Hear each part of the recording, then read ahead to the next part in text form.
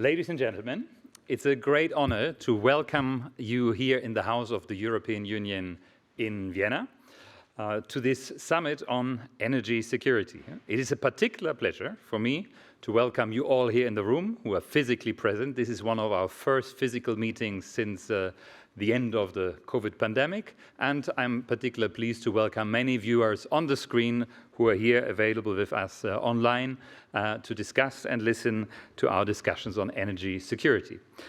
In the room, we have a particular welcome guest, that is Wolfgang Schüssel, the former Chancellor, who I want to welcome wholeheartedly and want to offer a round of applause for the former Chancellor of Austria. It's an honor to have you with us, Mr. Schüssel.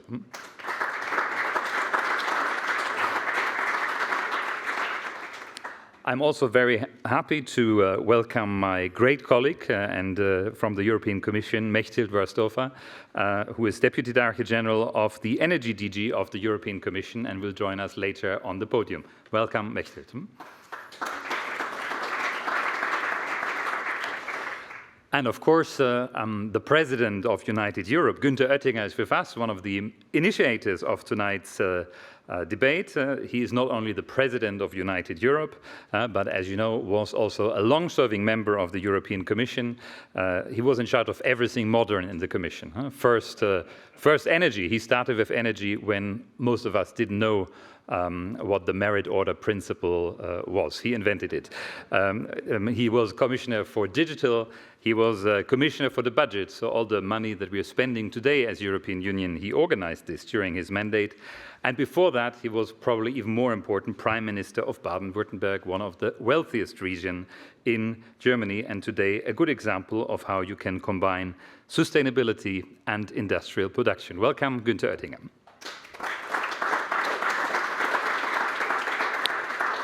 And ladies and gentlemen, it's also a pleasure for me to welcome the President of the Senat der Wirtschaft Austria, Hans Harrer. Hans, it's a great pleasure to see you again, and thanks for initiating this together with us.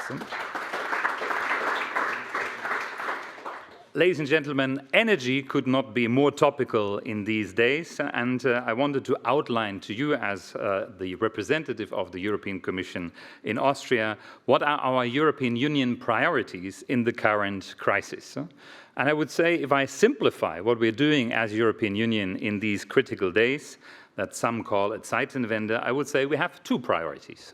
Number one is a geopolitical priority. We want to help, as European Union, Ukraine to win the war. We want to help Ukraine to do, and we do for that whatever it takes, as President Ursula von der Leyen recently formulated that, because we believe that there is no other possible outcome of this conflict started by Russia by an unprecedented war of aggression.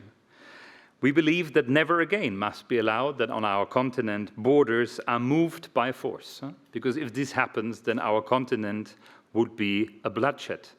Remember, on all the borders on our continent where they were 100, 200, 300 years ago. Now, this is not a small detail, ladies and gentlemen. That is the essence of peace on our continent. We also believe that never again must on our continent the law of the stronger replace the strength of the rule of law. The rule of law is currently challenged. The international rule of law, the United Nations Charter, the Helsinki Charter, things that have served us even during the times of the Cold War, they are put into pieces by Putin's aggression, and we do everything to not let this stand. We also believe that never again must we make the mistake, and many also here in the room were part of that, I would say out of good intentions, not to counter aggression on our continent, not to counter the illegal annexation of Crimea, the war in Georgia, because we have learned one thing over the last weeks and months, that if you don't counter aggression, then the appetite of Putin will not become smaller, but bigger. So this is our most important priority, to end the war, to help Ukraine to win the war, and not to allow Putin to get away with moving borders by force. I am glad that all 27 EU member states stand until today united behind that. Sometimes in the public debate this is overlooked. Yes, we may discuss about this or that detail, but on this matter of principle, we are all united, and I'm particularly grateful, as we are here in Austria, to the very strong support of the Austrian government, from the Chancellor to the President of the Federal Republic, to the Foreign Minister, to the Minister for European Affairs, who all repeat this mantra of the European Union every day. That's very important, because it's not easy to explain every day when we are bordering a recession, when we have high inflation, when people don't understand that they are the victims of a conflict started by Putin. But it's very good that all 27 countries and many of our allies in the world stand together with us. If you look what happened in the United Nations General Assembly when we condemned the annexation of the 4 so-called rebellious republics in East Ukraine, I think the whole world was with us. The whole world. I sometimes hear not everybody was with us. Well, that's Syria, North Korea, and 2 or 3 others, but everybody else was with us, because this is something that nobody in the world is condoning, and nobody has recognized this move of annexation. The second priority in this current crisis is, of course, to secure the energy supply. And not only as a matter of energy policy, because we need to do that if we don't want to allow Putin to blackmail us, to divide us in the current situation. If we don't want him to continue to manipulate, to weaponize, or even to sabotage gas supplies, as he has done, as we fear recently in the Baltic Sea. So here we Europeans have a more complicated task, because the energy market, and we will discuss this in detail in the course of this afternoon, is not an easy market. It's a complex market. It's a market with many, many actors. So some people say it's as easy to solve this as the COVID-19 crisis. We just buy it all together and then we solve it all together. Ladies and gentlemen, I'm glad to hear today that it was so easy during the COVID-19 crisis. That was not the feeling at the time. Everybody said it was very difficult and it was complex, but indeed it was easier to buy together a vaccine that wasn't yet invented. Now we are here in a market that exists for years, for decades, that has been liberalized very successfully, and where we have to be very careful that by pushing one string or pulling one string, we don't do something what at the end will be to the detriment of our consumers, our companies, and our citizens. So the European Union has focused initially on 5 main steps to do in this current energy crisis caused by the war of Russia. Number 1 was to fill the gas storage in Europe.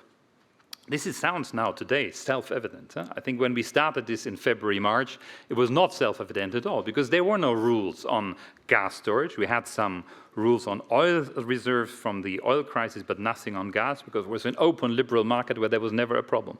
We agreed on a regulation to do that, so it was done by means of European Union law, a solidarity regulation. And I remember when we said we want by winter to have our gas storage filled, everybody said, well, that's a nice try, you will never make it. You will never get the gas. And if we look today on the 3rd of November 2022 in our gas storage, we see that 95% of the gas storage in the European Union is filled. In Germany, it's even almost 99%. In Austria, which has the largest, or one of the largest gas storage in Europe, it's at 93%. And even the very complicatedly located storage in Haidach, that the Austrians here know, which is it's on Austrian territory, but it serves mainly southern Germany, and it was until recently not even connected to the Austrian energy grid, is now filled at 93%, even though Gazprom had emptied it almost completely at the beginning of the year. So we have prepared for the winter, and I would say today we can say safely that this winter, in particular if the temperatures remain as they are, we will not face reduction of supply or even management by government regulators if we continue to save and to be solidarious beyond borders. So this has worked for this winter. The second thing, what we have done jointly in the European Union, we have tried since March to substitute Russian gas supplies by supplies from more reliable sources. If you recall, the European Union was dependent in February 2022 by 41% on Russian gas. 41%, that's the average of the whole European Union. Very different situations nationally. We have, for example, the Baltic states who have already eliminated their dependency on Russian gas some time ago, but we have also countries like the Central and Eastern European countries who were almost 100% dependent, Austria 80% dependent in February. So the European Union on average 41% dependent on Russian gas. This has been reduced until today to 7.5%. And you may now say, okay, that means all this gas is missing. No, that's not the case. This gas has been 100% substituted by additional supplies that the European Union, member states and the EU institutions organize together from more reliable sources. Norway has replaced Russia as the most important supplier of gas to the European Union, mainly by pipeline gas. The United States of America is, thanks to an early agreement between President Biden and Ursula von der Leyen, is supplying us with LNG gas. We have also new supplies from Algeria, Azerbaijan, and new promising memoranda of understanding and contracts with Israel and Egypt. All this together has basically compensated for the shortfall of Russian gas supplies, which is as such also something that many of us, I include myself, would not have excluded in February. The third thing that we have done together, and that's something that we were not used to this anymore since the 1970s, we have started to save energy again, which is as such not a bad thing, because we have, as energy was very cheap, we have used it in abundance. And I remember the discussions also here in Austria and in other member states about our energy efficiency directive, which Günther Oettinger in his mandate was partly responsible for. And most people say, you cannot implement that because it's not possible to save more energy. That was, in particular, the industry told us this in 2020 and 2021. When we see now what has happened, we agreed before the summer on reducing gas demand by 15% voluntarily, but with a mechanism in a regulation that if this doesn't work, it could be also made compulsory. And look at where we are today. In August and September, the first 2 months where this kicked in fully, we have reduced by even more than 15% gas consumption in the European Union, both by companies and by households. Of course, this is also mainly due to the high prices. The price signal has worked, but it has not led to massive closures of companies, even though admittedly some have problems. We have now added an additional energy saving obligation. 5% of the peak electricity should be saved. So this means the hours of the day when electricity is most expensive. We have now a mechanism to reduce the demand in all member states on a common European regulation. And also that is starting to have its effect and is lowering also prices, because if you increase on the one side supplies and reduce demand, our market seems to function is also reducing prices as we see that at the moment. The fourth thing that we have done jointly is roll out the renewable energy production in the European Union. We all know, or if you don't know it, we have learned it in this crisis, renewable energies, even though they have also a number of problems, because you have to discuss with town mayors and local authorities, and in some Länder of Austria, as Wolfgang Schüssel knows, this is more difficult than in others. But on general, these are energy supply that is not so dependent on anybody else. Once we have established wind power, solar power, or water power, we are relatively independent. That's why some call renewable energies today even freedom energies, because they make us less dependent from dictators and autocrats in the world. So what have we done as European Union? We launched a plan in March that all member states have supported called REPower EU. And this REPower EU plan is funding a lot of renewable energy production, is helping member states to organize state aid schemes, as we have one here in Austria. We have also invested out of our Next Generation EU post-corona crisis fund 1/3 into the ecological transition, that means into renewables. And I think most important, we're looking for the first time together as European Union at the speed of approval and authorization procedures. When the Commission published our REPower EU documents in March, we had made a research and seen that in Europe to build A wind power plant takes you more than 9 years on average, the whole approval procedures, and solar power takes more than 4 years. That is definitely too long in these days, so our proposal is to bring this down to 6 to 12 months. And I'm glad to see that here in Austria there is now a new law on the Umweltverträglichkeitsprüfung going to the legislative procedure that is helping us to achieve exactly that. I know this means some discussions with mayors and some discussions with regional Landeshauptleute and others, but I believe this is the moment where we cannot shy away from that because this is cheap and affordable energy. And if you look out here from Vienna to Lower Austria, to the direction of Schwechat and to the Burgenland. I see some from the Burgenland here in the room. You see this can be done very successfully. The Burgenland is a net exporter of energy for most parts of the year. Ladies and gentlemen, the fifth part, which is particularly important in this crisis, because Putin tries to divide us. He tries to divide our societies and tries to agitate, notably the socially weaker, against the establishment, as it is sometimes called on the propaganda channels. It's very important that together we protect the vulnerable households and vulnerable companies. And it's interesting to see the enormous amount of money all member states of the European Union at the moment spend on this. Yes, I'm also worried after the corona crisis, we have to do this a second time.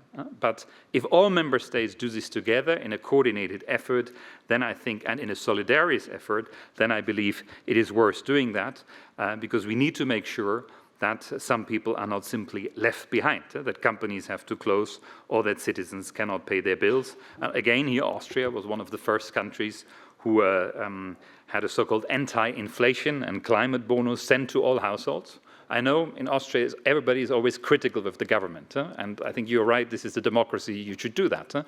But as somebody who lives in Austria since 3 years, that it is possible to send to 8.7 million people basically a check of 500 euro in a period of 5 to 6 weeks, which arrives almost at everybody. Some people had to queue up for 10 minutes in the post office, but I think that's for 500 euros okay. It's a remarkable logistical effort that I'm not sure that all countries in the European Union would be able to do that. So my congratulations to the finance minister and the minister for climate who did this together, and I think showed that we can deliver fast in such a crisis when this is needed. Also, the electricity bill break in Austria was one of the first built on the European Commission's toolbox, and I think it's also something that shows you can cap the price for electricity consumption at a certain level, but you have to leave also some part to the normal market mechanism to not to take away the incentive for savings. Ladies and gentlemen, all this had some effect. We are in the middle of the work. The winter supply is secured for this winter. The gas prices are going down remarkably. The wholesale prices were this summer, you remember, at 300 euro per megawatt hour. They are now this week at 50 euro per megawatt hour, and there were days last week and at the beginning of this week's hours where there were minus 16 euro per megawatt hour. Why is this? Because suddenly, as all storage is filled, there's no space anymore, and at the same time, the LNG tankers are coming and arriving in the harbors. So we have now, if you look in Spain, in front of the harbors, we have LNG tankers queuing up there, which is, I think, not something we would have expected a couple of months ago. That doesn't mean that the prices go down to the pre-crisis level, but they are only 1/6 of what they were summer, and this is some good news for the coming weeks and months. So we will not starve, we will not freeze this winter, so we will survive this together. I'm very convinced about that. But that's not a reason for complacency. So let me conclude with 3 initiatives that we believe are now very important, for which we are trying at the moment to bring all member states with us as European Commission. We need to think not only of this winter, but of the next winter and the winter afterwards. So the next 2 heating seasons, because we believe that we have to prepare for a conflict to last, and certainly not Putin or his successor to put on the gas pipelines again. We believe the times of fossil fuel from Russia in Europe are definitely over. So that's why we need to do 3 things, and the Commission has made proposals for that on the 18th of October. First of all, pooling. We need to do more joint purchasing of gas, notably, even though it's more difficult, as I said initially, than it was on vaccines, because we have hundreds, partly thousands of companies who are buying, and we have not the member states buying, because we have a privatized, liberalized market. But there is one state task that we have identified where we need to work together. That's the filling up of the gas storage for next winter. That is very important, because what you see when suddenly everybody rushes to fill the gas storage, which is a legal obligation, the last 10 to 20% are particularly expensive. Then all member states and all companies are out there and they outbid each other. That is not very effective. That is driving up prices. That's why the Commission has proposed a legal tool to have joint purchasing for these around 15% that are required to fill the last 10 to 20% of our gas storage. So basically what we're doing is we are next to OPEC, that's why I can say it. OPEC is a cartel of the producers. We are forming or allowing now, or creating the framework, of course, under good legal conditions, a purchasers' cartel, a European gas purchasing consortium under rules that are now proposed by the Commission, and at the Energy Council we had a lot of support from the member states. So I believe we are moving in this complicated market to the joint purchasing of what is needed to fill up the last 15% of the gas storage for the next coming winters. The second thing, what we need to do, we need to continue the saving. If you want to get the prices down, we need also to reduce demand. So what we have started, I think we have not even fully started. At the moment, it's the price that forces us. We have to have more intelligent usage of energy. We have to use smart meters in many, many households. Günther Oettinger was promoting that already when he was Energy Commissioner. And everybody has to do their part, the industry, but also households. Here in this house, sometimes we have people in the audience who complain. They said 2 years ago it was much warmer here on the evenings when we had discussions here. And that is actually true. You have well spotted that. We have reduced in all buildings of the European Commission the temperature in winter to maximum 19 degrees. If anybody needs a pullover, you will get it. We believe 19 degrees is absolutely acceptable. And if all public buildings in the European Union do that, we would save the the gas consumption of the whole of Austria, which is not a small country, as we all know. So we will continue that, and we believe we need to do that. In the 1970s, there were suddenly, in Austria and other parts of Europe, energy-saving associations being created. People who gave advice to people when to save energy. And I think we all need to listen to that again. The Austrian government has a campaign for energy saving. I think we need to do much more in this order, because I think the best hour of energy is the one that is not used. And last but not least, ladies and gentlemen, you will forgive me to say that as somebody who works for the European Commission, we believe also that solidarity is extremely important in these days, because we have a connected internal market. We have a connected energy market. The worst what would happen in the current crisis if one member state were to go it alone. Sometimes there are these discussions. I was recently in the Montafon. The Montafon is in Vorarlberg for the non-Austrians, and there was a very prominent local politician who said the electricity from the Montafon stays in the Montafon. And this was not targeted as the neighbors or at Brussels, it was targeted at Vienna, which is for the Montafon even further away than the rest of the world. Ladies and gentlemen, we have to be very careful with that. Our energy networks are connected across borders. Austria is the best example. The west of Austria that is supplying a lot of southern Germany, the east of Austria closely connected with its north, its east and its south. So it would be a huge mistake if we suddenly said what is in the Austrian storage is Austrian, what is in the German storage is German. I don't know what we do then for Slovenia that doesn't have storage, or how we would work across borders. So I'm very grateful that we see in this crisis something where in the Corona crisis it took us 2 or 3 weeks to get there. We don't have this Austria first, Germany first, France first mentality. And we have very quickly this idea to work together. The energy ministers meet every couple of days. The heads of state and government meet, and this word solidarity is not only a word, it's also continuously a legal obligation. I welcome Mr. Riley, our moderator, who made it from the train station. And ladies and gentlemen, solidarity means also that we have to share across borders, that we have to coordinate across borders, perhaps even to finance across borders. This is a part where we are working. Günther Oettinger, at the time when he was Energy Commissioner, had proposed a regulation, the so-called SOS regulation, that everybody knows today. At the time, only the experts knew that. That is meant to secure the European security of supply regulation that entered into force in 2017, which requires all member states to conclude solidarity agreements with their neighbors, to make sure that in case of disruption of supply, it is possible that gas or other energy is shared across borders, because pipelines shouldn't know borders. This was entering into force in 2017. Since then, there should be, if you count all member states of the European Union and their connections over the border, we should have more than 40 solidarity agreements.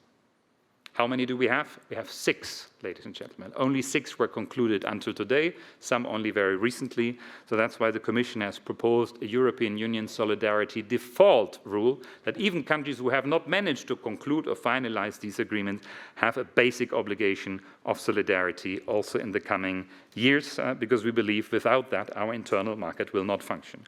Solidarity, ladies and gentlemen, there are 2 approaches to that. One of them is a Christian one, an altruistic one. I'm solidarious with the weaker, with the others. That worked for a long time in the European Union. Today, and I think those who follow that, I applaud them. Those who are not so altruistic and are more egoistic, I would encourage you to look again at the map of Europe. Look where the energy networks are. Look at our internal market. If our neighbors are unwell in this energy crisis, if Slovakia is unwell, well, who will buy the Austrian products?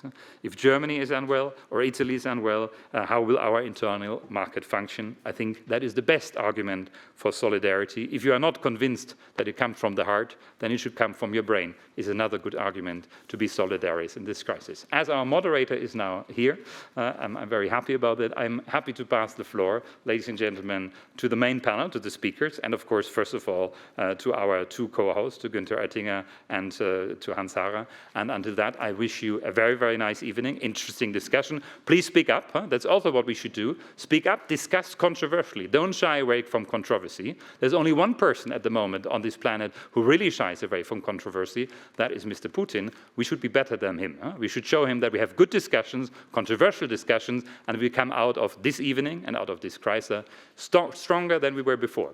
Thank you very much. Have a good evening and do these good discussions.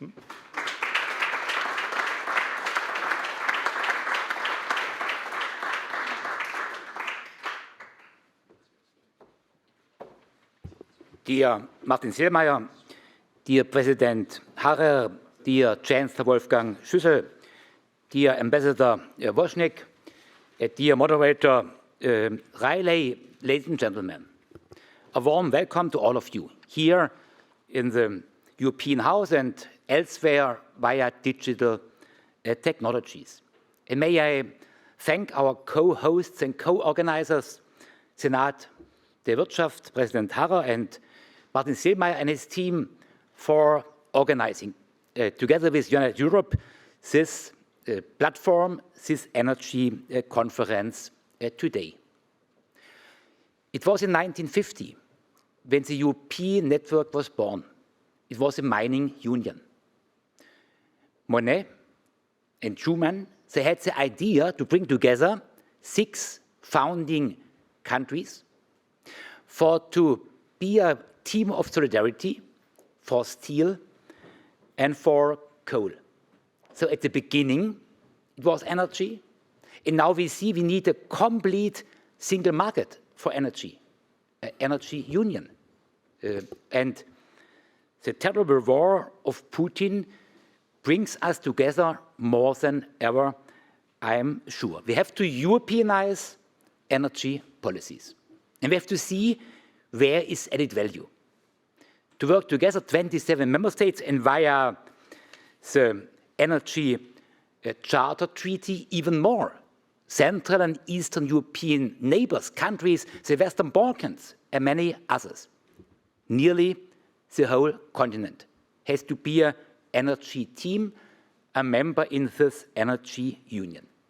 Maybe one exemption, nuclear. Technology need never come together. Nuclear, yes or no, or abstention. Let's be tolerant. mainly in Austria, or in Germany. What the Polish are doing is one dimension, what others are doing a second dimension. So we have to tolerate and to accept that nuclear is a different and not always accepted technology. But all other parts of an energy strategy should be Europeanized. Firstly, infrastructure. We did a lot via Connecting Europe facility, a European program for co-funding electricity infrastructure, gas infrastructure, LNG terminals, to bring together all member states and to can transport electricity and gas from west to east, from east to west, from north to south, from south to north. Take reverse flow. In 2014, 15, 16, we could help Ukraine via reverse flow gas from Austria via Slovakia to Ukraine, coming from LNG terminals from the Adriatic Sea. So infrastructure. And we have to do more, even more, to invest in supergrids, to bring together all regional markets, to complete our infrastructure as we have infrastructure for cars and trucks via highways, for trains via railway systems. So same thing as digital has to be our aim for energy infrastructure. Second point, research. Take electricity and storage technologies. For the moment, you can't store electricity, or you can via hydro in the Alps, but not in the northern part of Germany.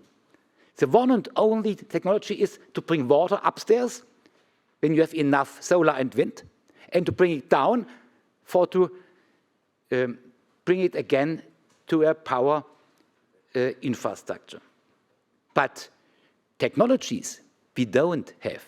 And it's better to invest in a European research team with our European industries than 27 stand alone. Research and energy efficiency, research and hydrogen, research and take new materials, raw and rare materials. It's a clear added value to be a European public-private team. We have to see a triangle for energy and climate change policies. First part, sustainability. So a pragmatic Green Deal. Let me say a pragmatic Green Deal. Sometimes it seems that Brussels is not really pragmatic, but too fundamental, but it's a second thing. Second point, price. 10, 15 years ago, we have been thinking the higher the price, the better, because it's good for energy efficiency.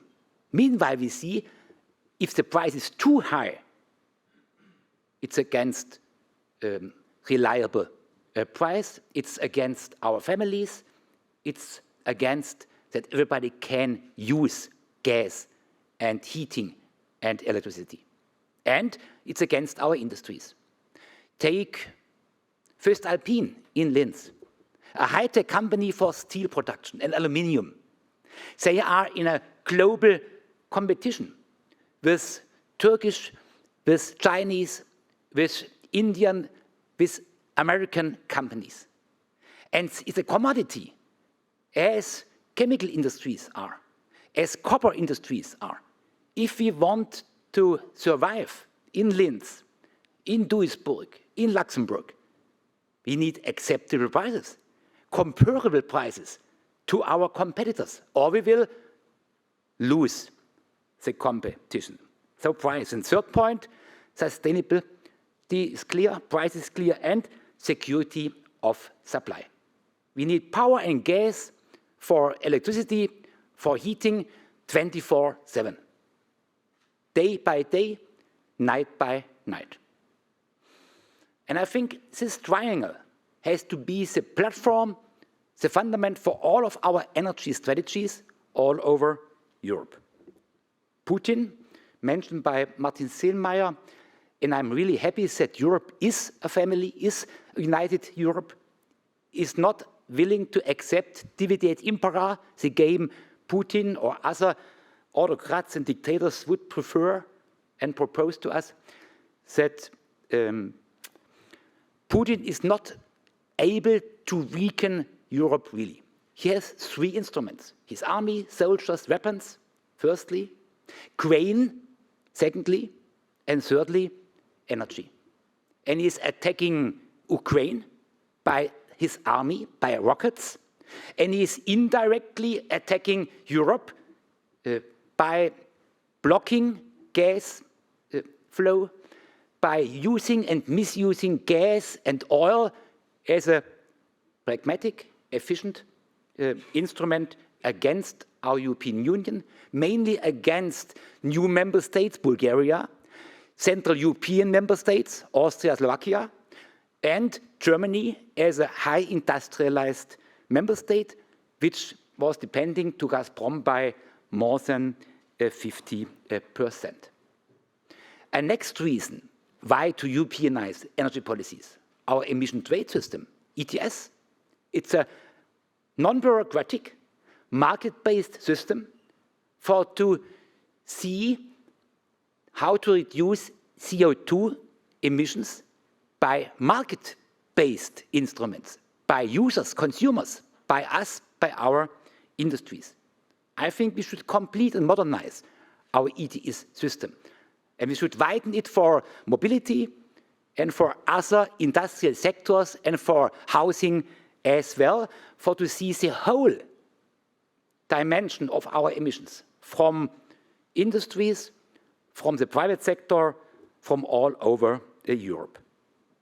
The Energy Charter Treaty, Austria in the north of the Western Balkans, Slovenia, Croatia. I think here we have to speak about the membership of the 6 Western Balkans. There was a conference in Berlin yesterday and today. There is some more speed, and we have to see energy can be a door opener for a full membership. Energy union, same rules, infrastructure, grid systems, maybe an LNG terminal for the Eastern Adriatic Sea. There's a lot of ideas, and for me, Vienna always was an energy hub. Martin Selmayr mentioned OPEC. I could mention Baumgarten as a real hub. I could mention the International Atomic Energy Agency, located here, and the Director General, meanwhile, is so often in Ukraine for to check security of nuclear power systems. So Vienna is the best place to speak about how to Europeanize energy policies, how to come to a real functioning energy union. So welcome again, and I'm happy to see many panelists, experts, and we are interested to get some new ideas and to see how to use this conference for next steps of the Commission and our member states' governments. Thanks to all of you.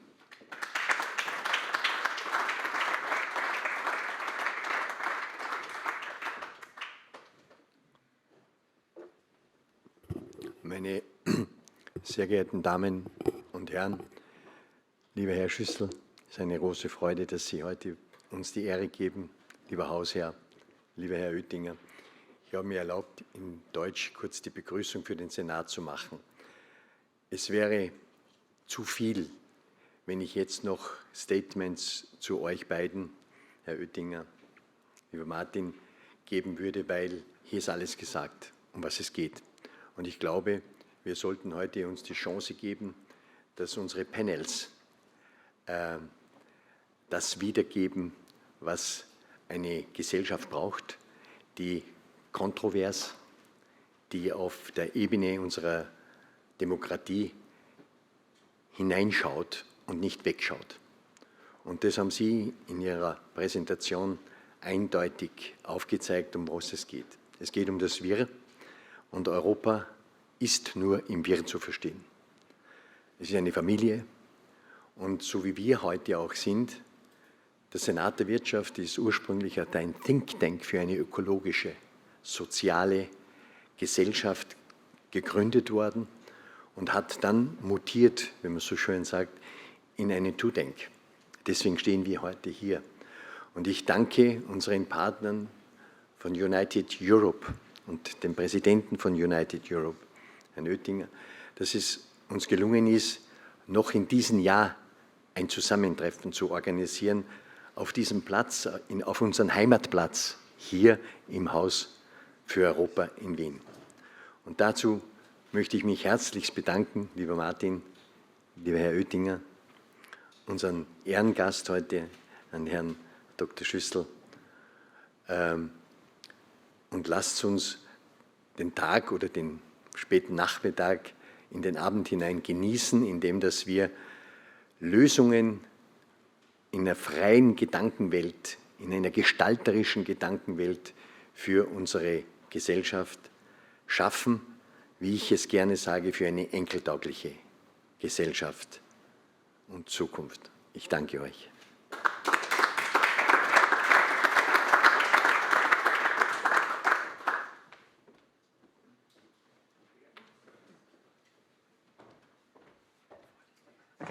Well, ladies and gentlemen, we're now going to do the first panel, and I invite the panelists to come up, and we'll try and get on speedily, given we have limited time. If you'd like to come up, please.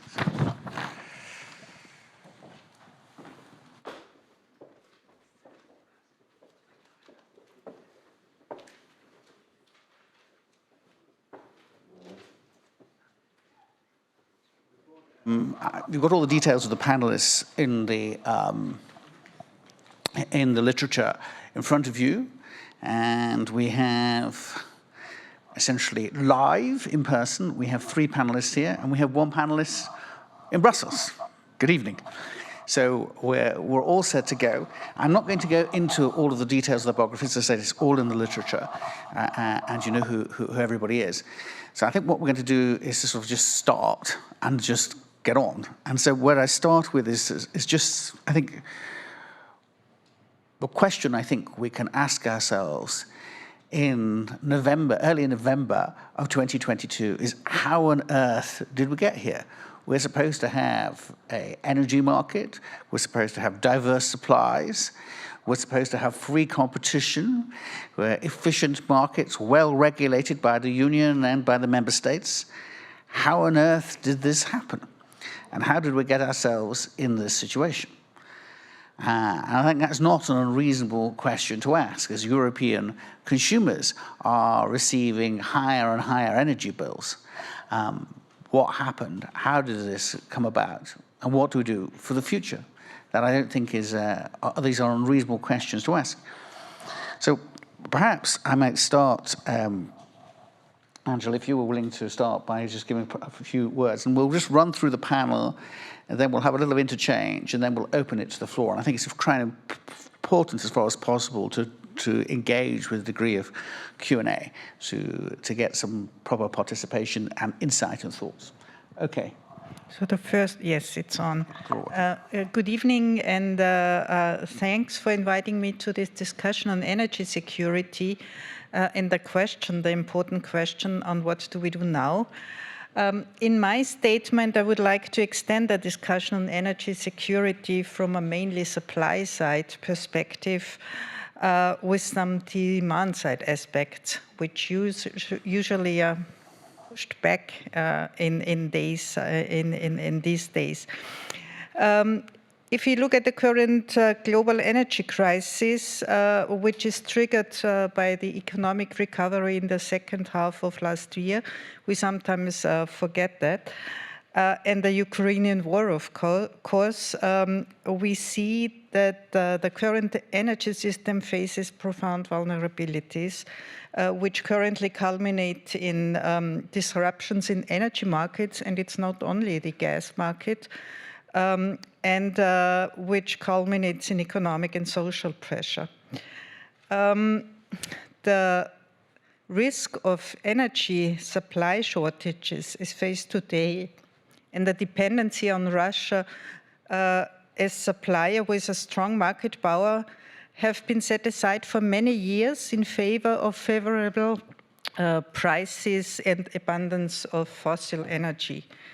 I think this availability of relative cheap fossil energy over long periods has led to corresponding consumption and production processes that go hand in hand with high import dependency. And despite the evidence from climate science and the urgent need to reduce the reliability on fossil energy, gas is called a bridging technology which adds to the dependency of industry, households, and the power sector. In addition, the topic of energy efficiency, from my point of view, has not been paid sufficient importance. I think that the current energy crisis will not be overcome by striving to substitute the lost gas supply from Russia, mainly by increased LNG gas imports or other pipeline imports from other suppliers.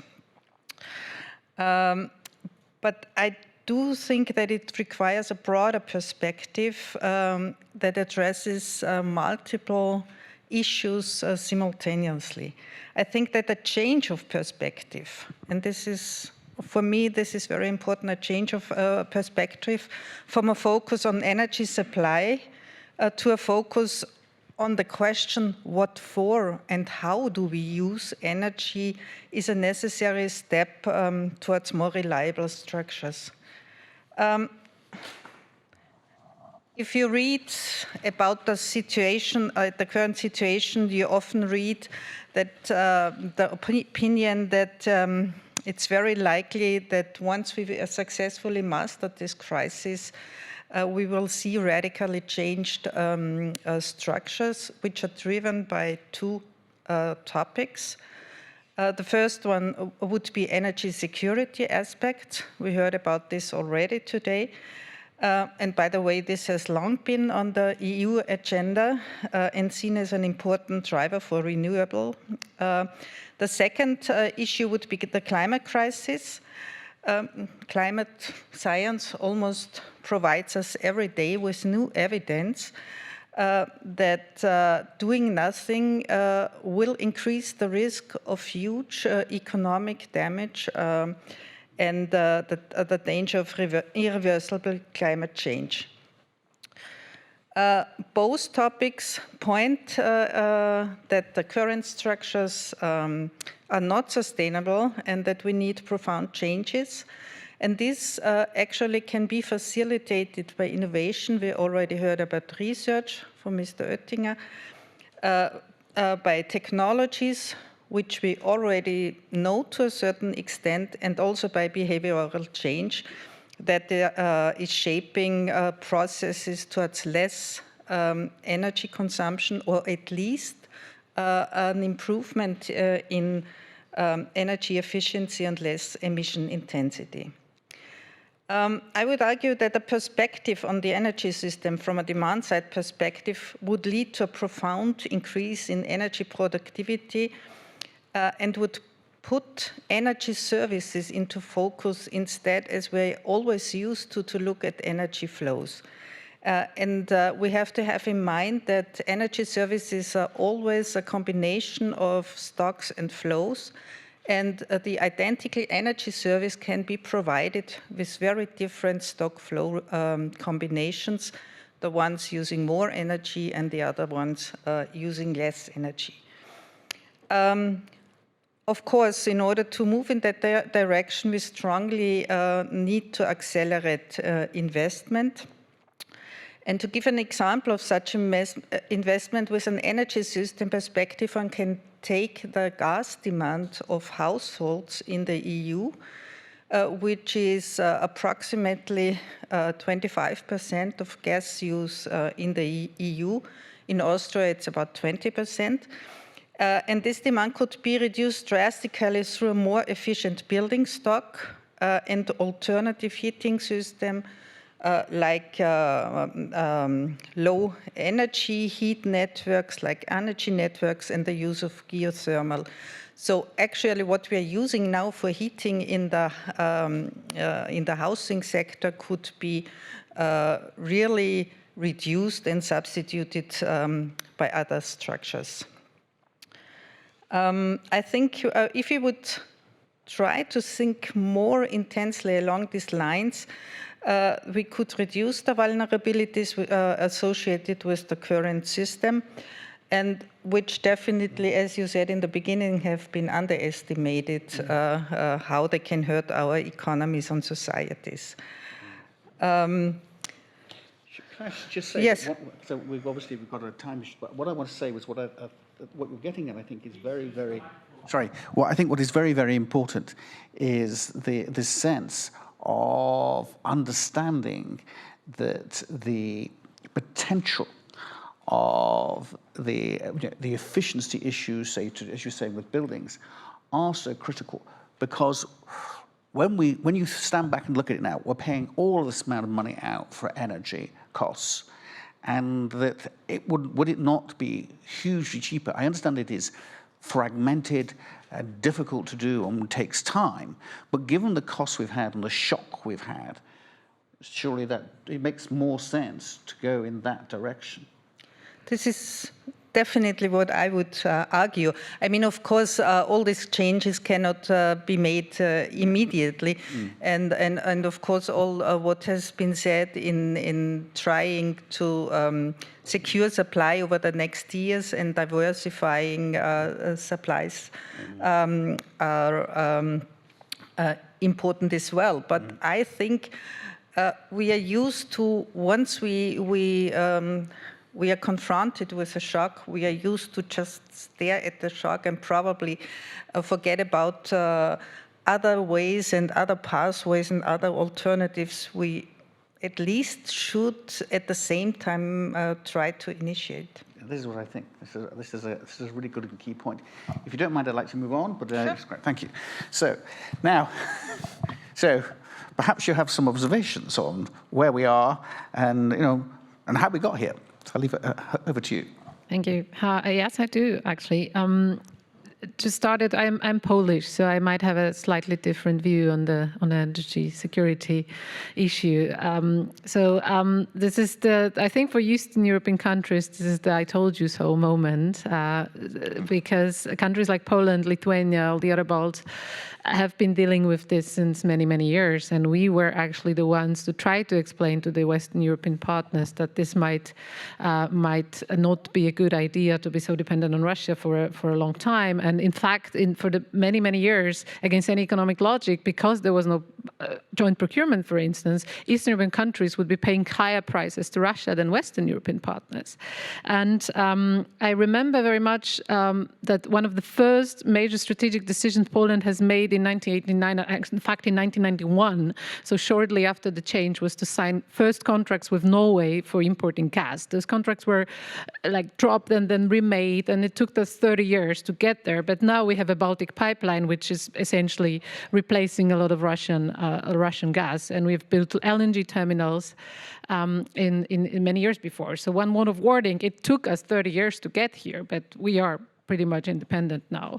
So the word of warning is that it might take time to, but the strategic element was very important. And I remember you, Hans-Harald, last year we met on the meeting. It was shortly after passing of Etat Busek, and you have this wonderful quotation from him saying, "A bisschen aufwachen tarat uns alle gut." And I think this is exactly what we need to do at the European Union. We need to wake up, because we need to wake up that there are some people who don't want good for us in the world, and one of those was Putin. But it's not the only dependency we are heading towards, because one of the things is obviously that we might be building dependencies in other energy supply elements, such as import of solar panels you were mentioning, or battery components, or wind power components. So my appel would be not to make the same mistakes twice. So how we got there? Well, unfortunately, one of the reasons we got there is there was not enough solidarity in the European Union before. So there was a short window of opportunity in 2014 when the European Commission tried to initiate the energy union. And in fact, it was many countries against it, such as Germany. They were pushing the Nord Stream project. They didn't want to build strategic sovereignty.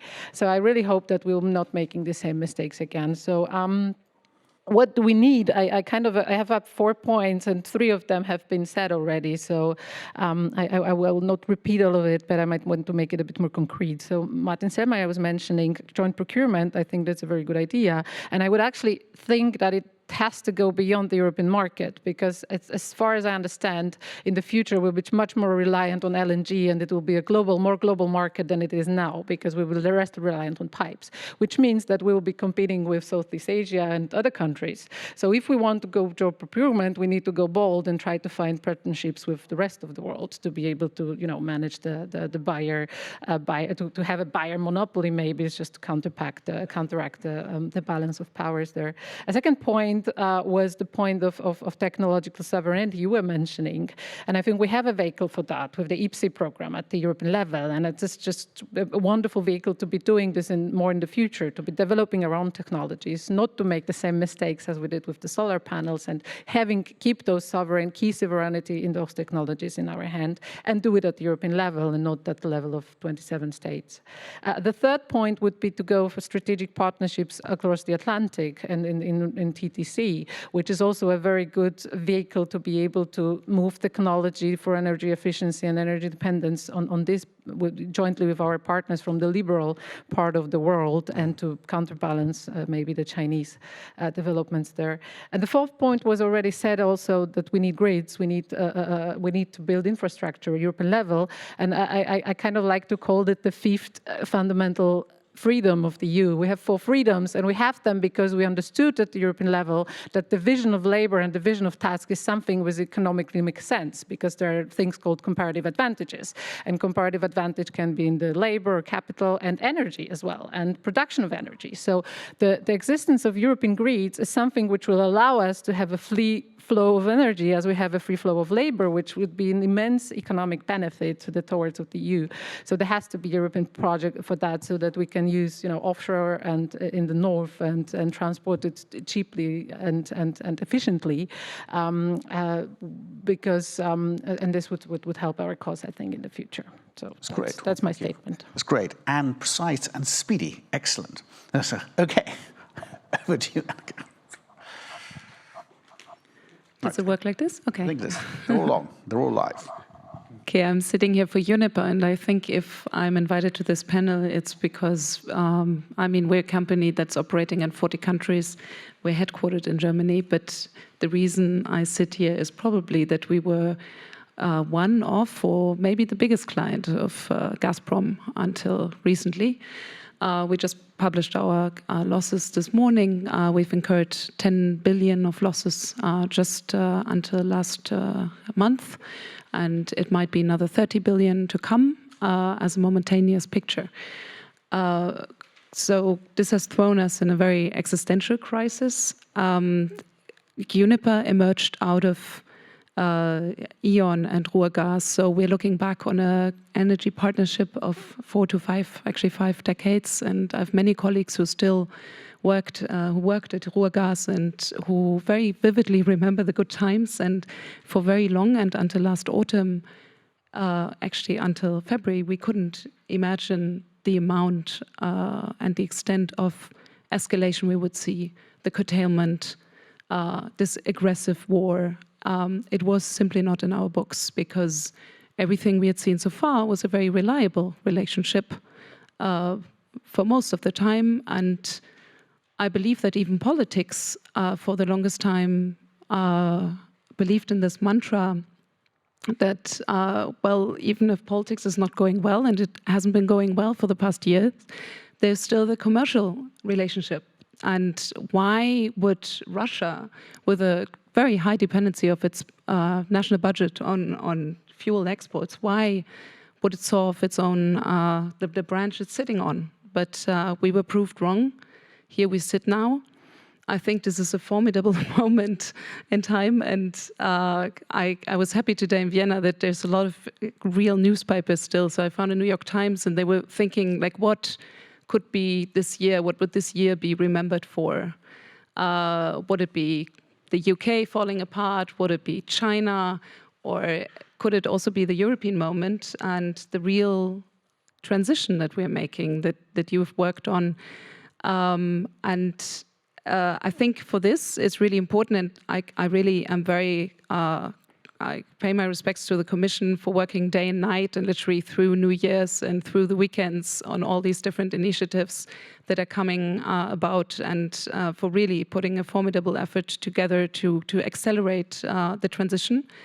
I think now it's really important that we look at the practical elements and really all hands on deck and think about like what are still the roadblocks to now start off work on hydrogen, on renewables, on the diversification. I'm sure we will still talk also about joint purchasing. We have our opinion here, obviously, but and also the market. I just want to say maybe at this point we're in a time of crisis, and we should not forget that. We're currently discussing a lot of measures to intervene on the market, but the market will swing back at some point, and we should just be sure that we don't throw out the baby with the bathwater and change the system that has been serving us well and that has worked quite well until this extraordinary time that we're living through. So much for now. Yeah, I think actually, Annika, that's actually quite an important point about not actually throwing the market away. In many ways, the effect of the market principles has actually seen a situation where we have been managed to fill storage, we've been able to reduce use, staggering reductions of consumer use. So that has worked. I think one of the points I would make, I mean, I have been a very great critic of Gazprom and Nord Stream 2 for many years. But I actually would say that even I would not have thought they would have done what they've done. And I don't think nobody can actually say to the German energy companies or the Austrian energy companies, this would have happened. I think it's very good to, the great book on the Russian, German, Austrian gas relationship is Thane Gustafsson's book, which came out only a couple of years ago, The Bridge, which is a great read on very readable discussion and debate on the relationship. And when you read that, it's clear that the Soviet state and then the Russian state put so much effort, time, and capital into it that you couldn't. I can see why you wouldn't believe they went as far as they did. And I can see that if it's Poland and the Baltic states, they will always have they will always be ready to cut things off or leave or whatever. But the core of the relationship was a relationship with Western Europe, and particularly with Germany and Austria. And I can see why the level of commitment over 60 years would indicate they would not do that. So I can see why Uniper and other companies did what they did. But I will stop there and perhaps move over to the Commission. Mitchell, I think you probably working night and day trying to sort all of this out and provide some structure on chaos to a degree. So one of the questions I think I could ask is about the issue to do with the market and the extent to which we're going to be able to retain a functioning market system under the enormous demands from consumers for lower prices, the security demands, and the need to deal with the energy transition. Over to you. Thank you very much, and sorry to not be in person in Vienna and now joining from Brussels. Let me start with a few points, but I'm happy to come back to your questions and also points from the previous speakers and panelists. So first of all, I absolutely agree we are in an unprecedented crisis. In a war situation, I would say nobody has predicted or seen. So this has changed dramatically, even though we saw increasing energy prices since more than a year. But since the 24th of February, we are living in another world. And I can only say from the European Commission point of view, I think we have changed in speed to react to it and do our utmost with the member states, with the European Parliament, with the stakeholders to help to come out of the crisis with measures which have already been very well explained by Martin Selmayr and others, which measures targeting the short term, but also the long term. So coming back to your question, why this happened and couldn't we have been better prepared? I think one should not forget in the last 10, 20 years, we have created an internal market for gas and electricity. We have the infrastructure, and some member states, as it was mentioned, did maybe better than others. Poland is rather independent from Russian gas. We have decades of investments which paid off this year, for example, with the infrastructure interconnection Lithuania, Poland, with the Baltic pipeline, and using full speed the LNGs we have.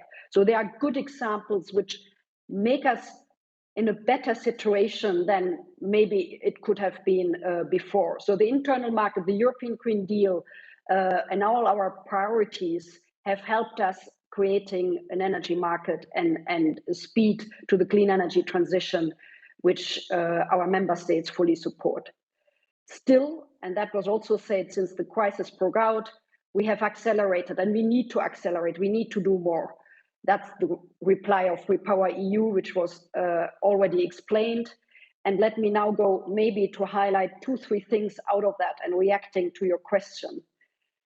Why did we do the gas storage regulation? It's a market intervention. A lot of member states had no gas storage regulation. It was so that in summer prices were down, gas filling happened, and in winter the gas storages were full. Unfortunately, that was not the case winter 21-22, so the previous winter. And we knew with the crisis and the high energy prices, we wouldn't have got the storages full. That's why we came up within 3 months, March till June, with this gas storage regulation. And as it was mentioned, we are at 95% gas storage filling, which helped us this winter. It had a price. Prices peaked in August, when some member states, including Germany, obviously, and others, had to buy and fill. But it was the only thing to do. Without the full gas storages in all our member states, in most and in all, we wouldn't be in that preparation. So we had to intervene. This gas storage regulation, without, we would have another situation and much more scarcity. So there are 2 problems. There's the scarcity of gas and the price problem. And with the gas storage, at least for this winter, we are in a relatively comfortable situation. A second example, it's what we are doing now with the joint procurement. I know it's a long story, but it's rather complicated. We need the member states, and for now it's voluntary, our proposal. The only part which is mandatory in our proposal, our most recent, is the storage filling. So the link that 15% of next year's filling should be done in a joint purchasing. Let's see how member states react. We would like to do more, but we need all member states, and we hear different voices here. And my next example, I think what we need to do is the short term and the market intervention. We used, except for the gas storage regulation, for the other 3 packages from before summer and now in October, Article 1 to 2, which means it's emergency situation. We have never used it in energy. It's really temporary, it's exceptional. We are really pushing for gas demand reduction, electricity demand reduction, solidarity contribution, revenue caps. We are intervening in the market, but it's an exceptional temporary tool we are using, which is 6 months, 1 year, depending on the agreement with member states. So we are having in record speed proposals, and then also member states, frankly, in record speed who adopt it. Article 1 to 2 means that it doesn't include in the decision making in the European Parliament. So we have reached out to explain our measures to the European Parliament, who is backing our proposals. And obviously there is now an established contact group, like we did in COVID, for energy, to explain in a very, very regular manner on what we are doing out of that crisis. So we have a mixture of short-term measures, temporary measures where we intervene in the market, but we also, hand in hand with that, we are going and continue accelerate our medium and long-term measures. And that was mentioned. It's energy efficiency, it's renewables deployment, offshore wind, onshore wind, solar, and it's also green hydrogen and heat pumps. And there we have a speed which we have never seen. So the short-term measures and the long-term measures need to go hand in hand. It's a lot on our table, but I think we have done our utmost, and we have, which was also underlined, our member states with us. And that's really, really what we need in the crisis right now. I'll stop here, and there will be more questions. Yeah, I'm just going to run a question past you, which I actually had from talking to some of the US LNG companies who are looking at selling more LNG to Europe. Now, the problem they say is we can only, the problem is Germany can buy 4 LNG regasification ships relatively cheaply. I think the one in Klaipeda in Lithuania cost $150 million for 4 billion cubic meters of capacity, which is a huge bang for buck in that term. But the problem is the other end of it is the preparation. The gas fields, the pipelines, and the liquefaction facilities are expensive. We're talking billions of dollars. And what the Americans were saying was that they can spend the money on this, but they need long-term supply contracts, which normally are for 20 years. But obviously the problem is how do you fit that with the energy transition? And the observation that I made on all of this was that, well, Gazprom has 154 long-term supply contracts with European customers, all of which now are in force majeure, many of which run on to, or broken basically, which run on, some of them as late as 2049. So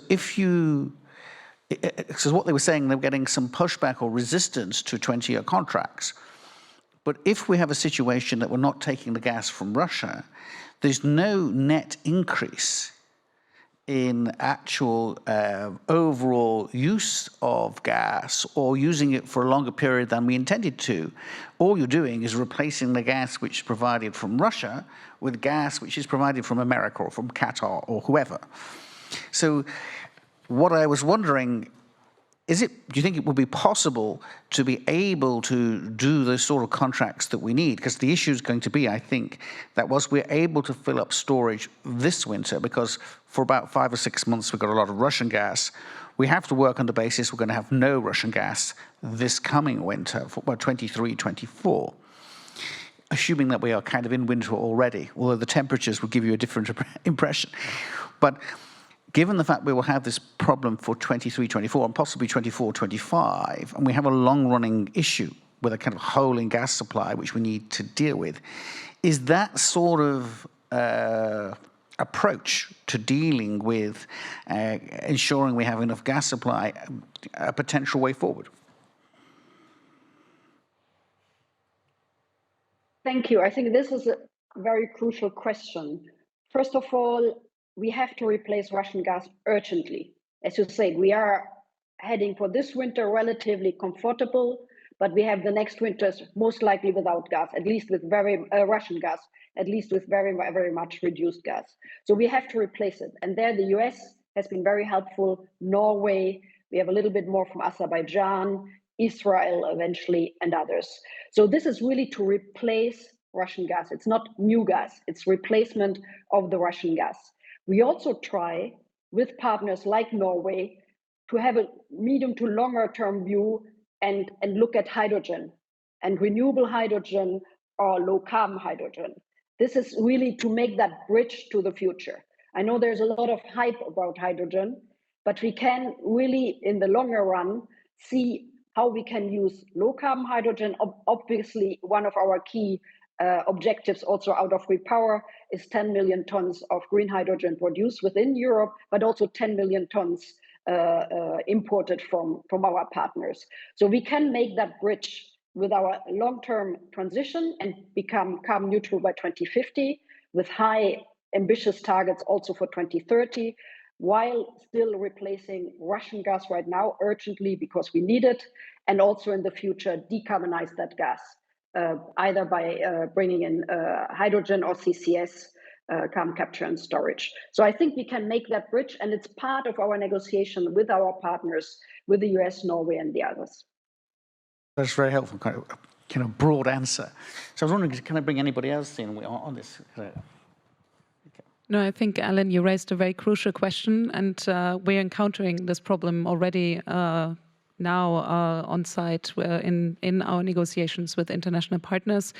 We are also trading and importing LNG. We have a number of vessels under Uniper flag, and it is very difficult to explain that that they want offtake guarantees that go way beyond our decarbonization goals. It is also difficult to always bring the financial guarantees, especially for, a company like ours at the moment in the situation. This is where I think politics could really bring a very important role, which is in a way the political backing of such relationships. They have to be somewhat long-term. And I think it's important that we come to terms also on the question of long-term contracts, because there has been a back and forth on this. At some point, they were not desirable, then there were, we wanted more liquidity in the market, but then now we see in terms of price, it's actually quite useful, also in terms of some planning and investment security. It would be good to have clear guidance from the political level. I wouldn't add 2 points. One Angela was making before, and one on the question of gas. I think the one issue which we also need to think about when the energy transition is countries such as Austria will be reliant on gas for electricity production also in the future. It's essentially impossible to have any other source at the moment in Austria in winter. So in yearly average, we produce about 17% from gas, but in winter is much more, because in the summer we're mostly reliant on wind, water and solar energy. So the big question is how we're going to get enough green gas to be able to manage this. And then obviously it also will increase electricity demand. So the goals we have at the Austrian level now are very ambitious, already assuming that we're not have to have an additional electricity demand covered by production of green gas or green hydrogen to gas to power back again in winter. So I think these are the elephants in the room we need to discuss. And the second point you were making was about the industry and about needing to reduce demand. I agree with you that the industry is the biggest emitter of CO2 emissions and the biggest and gas and electricity consumer in the country. Well, the problem is that if we don't keep the industry here in Europe, we will lose on two fronts. We will lose on the economic front and on the environmental front, because I think it's still better if first is sitting in Linz with very strict environmental regulation before it sits somewhere there are no environmental regulation to produce the same steel. That's a very good point. And the other point is that because many people think like, okay, so what? Where the steel is not produced in Austria, then it's produced somewhere else. Well, the point is that the industry in Europe is a major driver of innovation. I was looking at the data recently, and if you look at the patent data, 85% of patents of companies in Germany come from the industry. In Austria, it's about 2/3. Like one company in Austria, Borealis, is responsible for more than 10% patents in the EPO. So you have to think about what happens if we don't have those companies here. So it's really essential for the innovation power of the European Union that we have this clean, cheap energy and as quick as possible, because it does make a difference, I think, where you produce things also on this matter. Oh, I didn't mean that we shouldn't have the industry here. My point was that being used to relatively cheap energy for many years, this shaped consumption and production processes. And of course, also because of the climate goals, we are now talking about changing industrial processes. And I think we have to speed up in this case. And Austria, I mean, I'm always very astonished how innovative firms are in Austria. There's one project which I hope does not die but will go on, which is a sectoral cooperation on carbon capture and utilization. And I think this definitely will drive the industrial strengths of a country like Austria. But when I'm following here this discussion, I think we need to balance thinking between securing energy supply also for the near future, Also, I would like to mention this context that in the recent World Energy Outlook of the IEA states the end of the golden age of gas demand growth. So I think we also should have in mind that what this means. And I think all the options of substituting gas, be it from other gas suppliers or in the longer term from other energy sources, they will only be successful if we also succeed in providing our energy services with less energy flows. That's very interesting. It shows you the kind of direction and the sense that also, I suppose, industry, by virtue of these price pressures, is actually finding ways. By virtue of using the price pressures, they are finding ways to reduce demand and change the pattern of use over time and become more efficient. But nevertheless, the shock initially is significant. Right. What I'd like to do now is we have about less than 10 minutes left, but we'd like to take 2 or 3 questions. So put your hand up, give your name and your affiliation. Okay, the gentleman over here. I don't know if we can get a. There we are. Yeah, thank you. Dietmar Breinsdorfer, E-Control from the Austrian regulator. One of the founding fathers of the European Union, Jean Monnet, said, "Nothing is possible without people, nothing is durable without institutions." Very often, unfortunately, and asking this question now because Mechthild Wörsdorfer is here and Mr. Oettinger was here, very often these institutions are very slow. I'll give you an example in the energy sector. Commissioner Oettinger announced in 2014, I was in the room, the completion of the internal energy market. One very important thing in this regard is flow-based market coupling on all European borders. Yeah? We completed it in 22, so this year. And this legislative package comes from the so-called third package, which was brought forward even by the predecessor of Mr. Oettinger, by Mr. Piebalgs.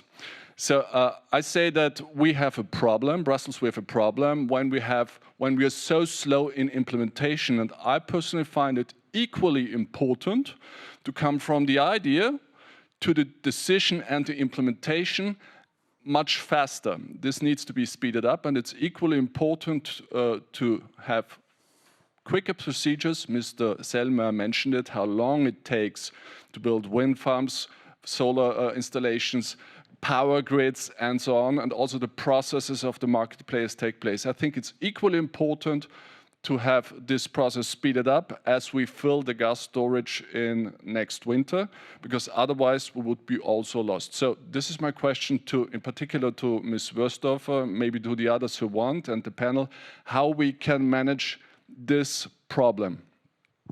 Should I come in? Yeah, sure. Yes, please. Okay. I think it's a very fair question. The question of implementation, because we have our 27 member states. We had the clean energy package, as it was mentioned by the speaker, which was adopted in 2018, 2019, and it still takes 3 or 4 years for full implementation.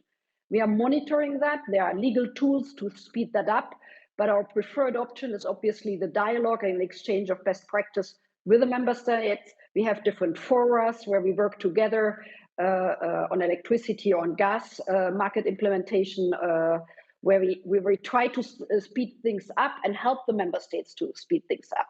And I think if we look at the electricity market and where we are right now, we have made a lot of progress. I mean, we are in a very, very difficult situation. I mean, much less gas. We had the problem of nuclear in France and still the droughts. And still we have no blackouts, electricity is flowing. So I think we have to balance the approach. There might be some slowness in some of the implementation, but overall, I think the progress is there. And to the concrete question of permitting of renewables, we have in our proposal, which was also the clean energy package, on our renewables directive, already the necessary steps for speeding up permitting. Member states should set up one-stop shops. There is also some measures to reduce it from many years to 2 years for wind farms, and solar even 6 months. That has been reinforced with Repower, and next week, as the European Council asked us, we will do an emergency proposal on this speeding up of permitting. I hope it will go through, because we will need our 27 member states then to agree on it. But we see also here, until our proposal on the renewables directive, the renewed one, and Repower, it takes probably until the end of this year to agree in the trilogues, but then to implement, as I said before, it can take 2-3 years.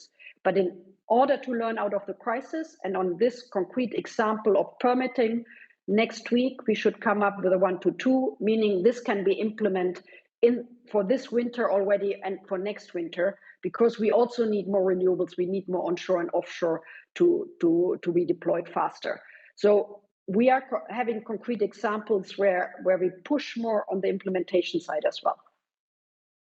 Yes, that's a very comprehensive answer. Does anyone else want to come in on the speed, or shall I ask another question? Okay, and any more questions?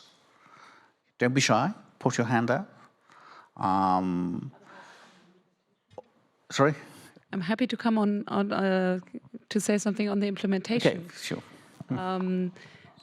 Because this is a very valid point, and I think this is very important, what you just said, Ms. Verstoffer, and I would like to add on hydrogen.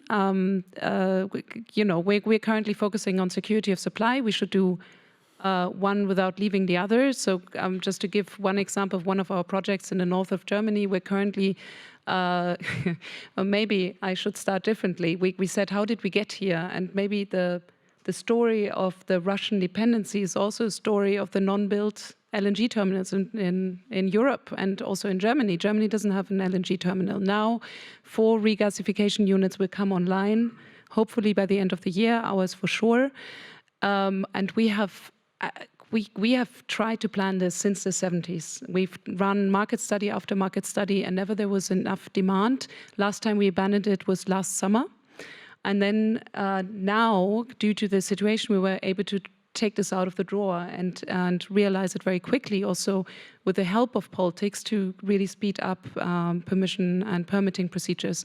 And at that very location, we're now building this regasification unit. There's infrastructure that is in place that is very good for LNG, but we're also planning a hydrogen cracker, and we're planning an ammonia terminal. These are different infrastructures, but using the same pipes, hopefully one day.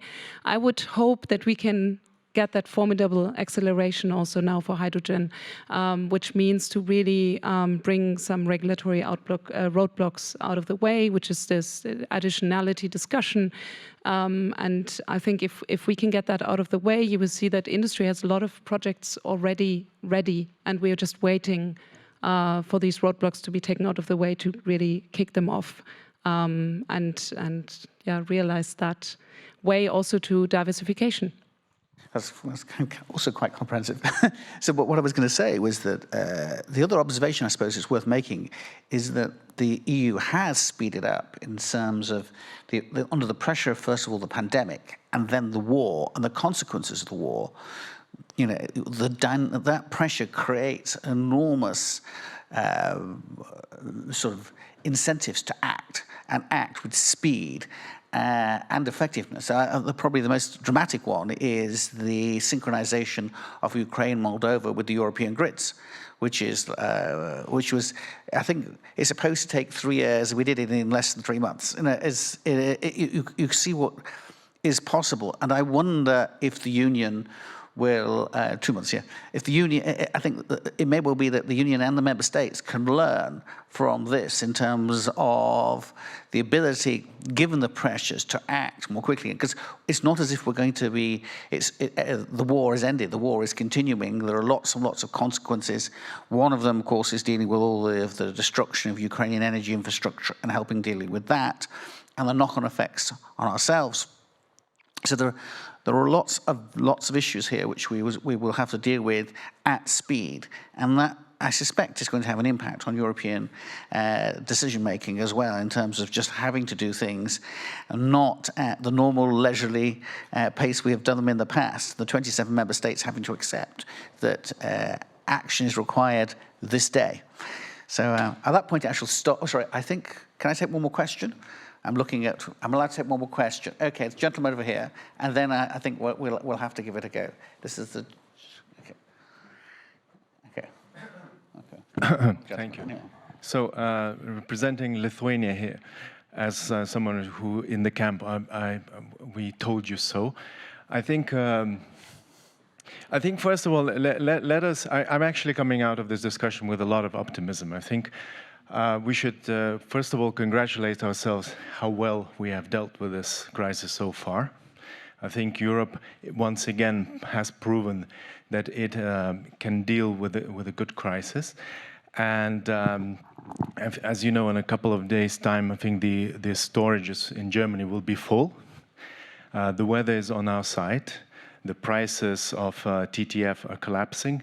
So I think in the short term, I'm very optimistic. And one correction, Alan, I think you did predict that this is going to be this way. I think you were one of the first people who actually saw the problem with the energy policy in Europe, that we failed to recognize that it is a geopolitical tool, not a commercial tool. But here's my sort of question. What I'm missing in all of this discussion is a clear distinction between what is temporary and what is long-term. Right now, I feel we're still fighting the short-term battle. And in all of this fog of war, I don't see a clear convergence on what is the medium and long-term strategy. And the danger here is, whilst we're actually doing really well in the short term, the danger is that I see there is a bit of a breakdown in consensus at the European level. I think everyone is trying to do their own thing.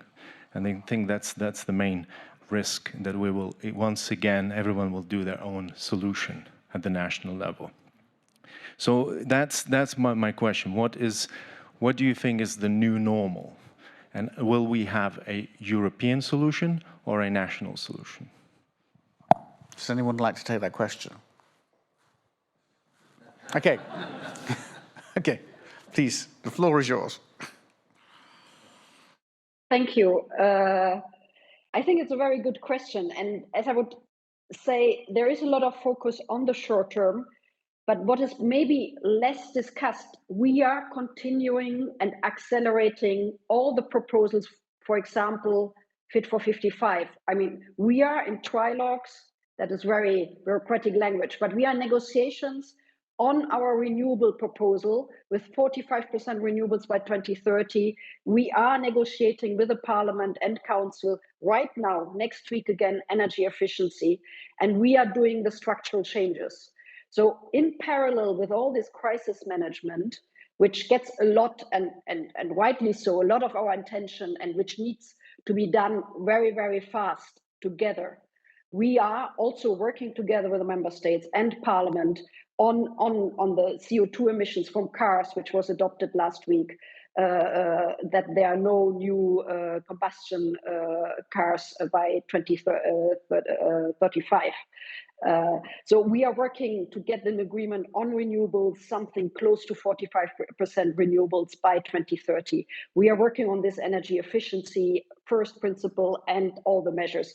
So it's done in parallel, and there is also a willingness from member states, obviously the devil is sometimes in detail, to continue and we even accelerate, as I said, with the permitting as one example for renewables, to see what can be done here. So I think we need to do both, but it's also happening right now. Thank you.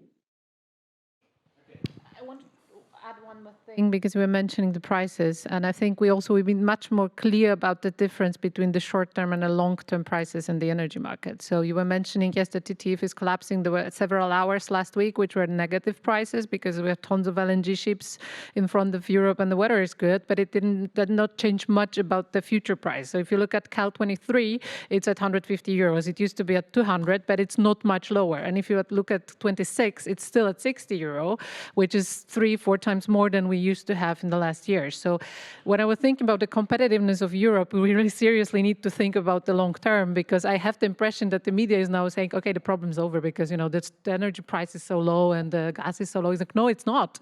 It's enough to look at the contract for the next year and then 5 years ahead. And it's just much more higher than it used to be and much higher than what the Americans will be paying in 5 years. And this is the crucial issue, and we still have no solution for that. And it's independent on the short or of the short. It's not a critique. I want to stress the point that the short long-term distinction must be much clearer, I think, in the public discussion. That's a good point. Okay, I'm sorry, I'm going to take. I think I have to stop. I'd like you to stay here, and whilst we bring in the new panel. But in the meantime, I'd like you to sort of applaud in the usual fashion, our extremely good and interesting panel. Thank you very much.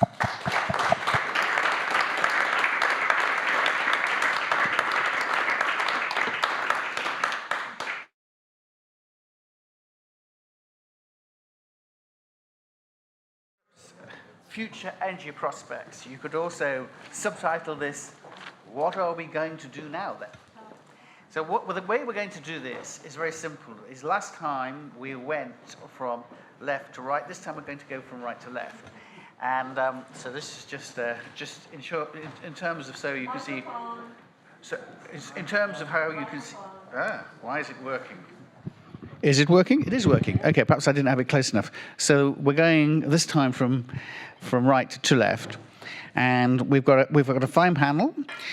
We've got Mr. Kobylev, who is well known, Andrei Kobylev, the former CEO of Natural Gas, the great liberalizer of the Ukrainian energy market. Valery Forden, the Director General of the European Nuclear Society. Stefan Sharma, Chairman of the Board of Energy Burgenland. Tim Joris Kaiser with the European Commission here in Austria, and Christina Matazzarani-Wagner, Director of Electricity E-Control. So we've got a kind of broad range of people with different experiences who hope can answer this question: what are we going to do now?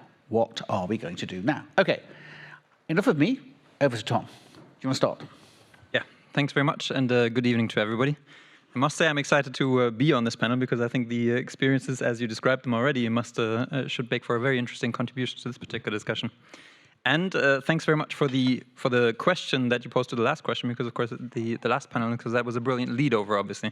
So indeed, the last panel discussed the great strides that have been made already and the priorities that are, shall we say, before us in the short to medium term. So here to discuss the future prospects, of course, this very panel. And there's various in Mechtel's answer, and most particularly to your question, there was the way ahead, basically across the longer term was set out for us. Great strides have been made already, and it just bears repeating that obviously in the short term, in particular, our focus is to end dependence on Russian fossil fuels. But beyond that, I like the dictum very much of Mr. Harrer, who called for an enkeltauglich solution. So to those who didn't possibly catch that, that's a grandchild-compatible future, essentially. So let's still have a planet some decades from now. So while in the short term, the emphasis is very much on the diversification of the fossil fuels, as we've just been discussing, the saving, so the energy efficiency and the renewables are obviously our priority from here on out, and that very much goes for the European Commission. And that's compatible also with the classification of the financial activities that we consider to be sustainable in the so-called taxonomy, which we'll no doubt end up talking about in a little bit, given our excellent panel tonight. So the two big themes here then, across the longer future, are energy saving and the renewables. And obviously, as we've just also heard already, business has one thing and another to contribute to both. I think by now everybody's heard the dictum as well. If we want things to remain the same, things will have to change. I think that's about half right, in the sense that things will definitely have to change. What exactly is going to be, we'll be able to keep the same, let's say, is I think up for debate to some part. Business, however, can contribute, of course, in great ways, and that's mostly in terms of innovation. So we can extend the discussion on gas, but obviously move into the other fields here as well, and that's notably the energy efficiency, where, for instance, at issue would be processes such as ride sharing as opposed to individual car ownership. Obviously, the smart grid technology in terms of like actual devices as well that will help us save on energy, and the innovation with regard to renewables itself. So Mechthild gave us an overview of the basic decisions that have been taken already. So that's obviously the EU Green Deal, that's the Fit for 55 package, and she just described the recent decision on the end of the internal combustion engine that was decided on by the co-legislators in the EU context. So that's obviously a great step forward already, and very telling for our future prospect, I think. There have been any number of other decisions already, most of which we've already touched on, but I hope to be able to introduce some new elements at least as well, which is by pointing to what President von der Leyen said, notably in her State of the Union speech last month. Sorry, 2 months ago by now.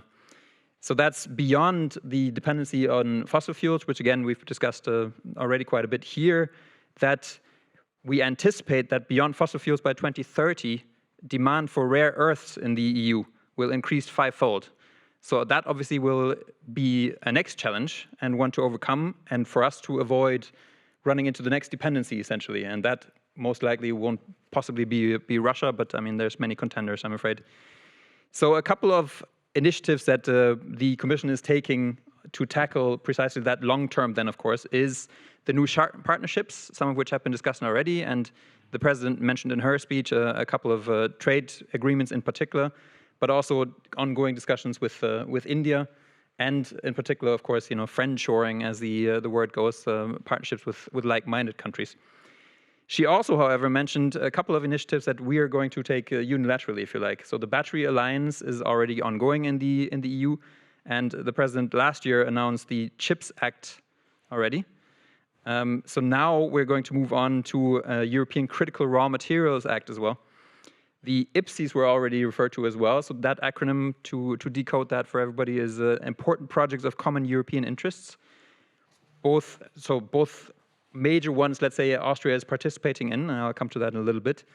And very interestingly as well, the President announced a new European Sovereignty Fund on the horizon to shape industrial policy as we go forward. I'll talk a little bit about the resilience plans and Repower EU still, and then leave it at that. With regard to the RRPs, that's the Recovery and Resilience Plans that were, of course, initially come up with, let's say, in response to the COVID crisis and the economic and social consequences that had, but which is now going to be expanded through Repower EU.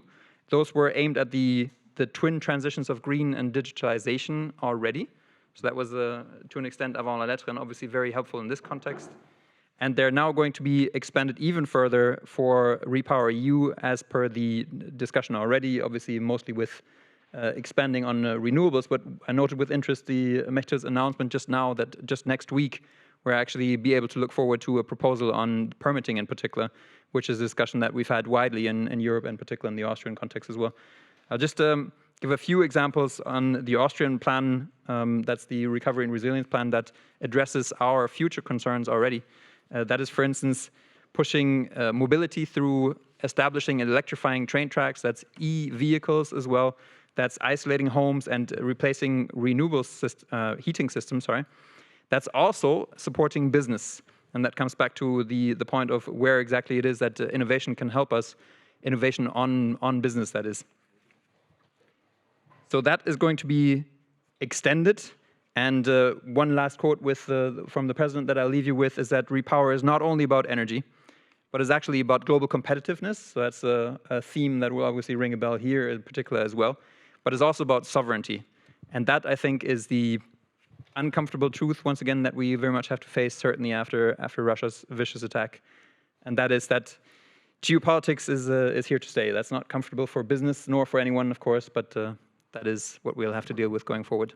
Thank you. Tim, that's a very good point on the simple, brute reality that we have to deal with something which we really didn't want to have to deal with, but it exists. The other point I'll come back to you on is some of the issues to do with decoupling supply chains, which I think flow into the energy issues. But enough on that for now. But okay, can I move over to Stefan and your initial observations? Yeah, so dear Mr. Selmayr, dear Mr. Oettinger, dear Mr. Haarer, also dear honored guest, it's a pleasure for me to be on the panel. Maybe let me start with a very short or brief analysis of the current situation, but then focus on the solutions.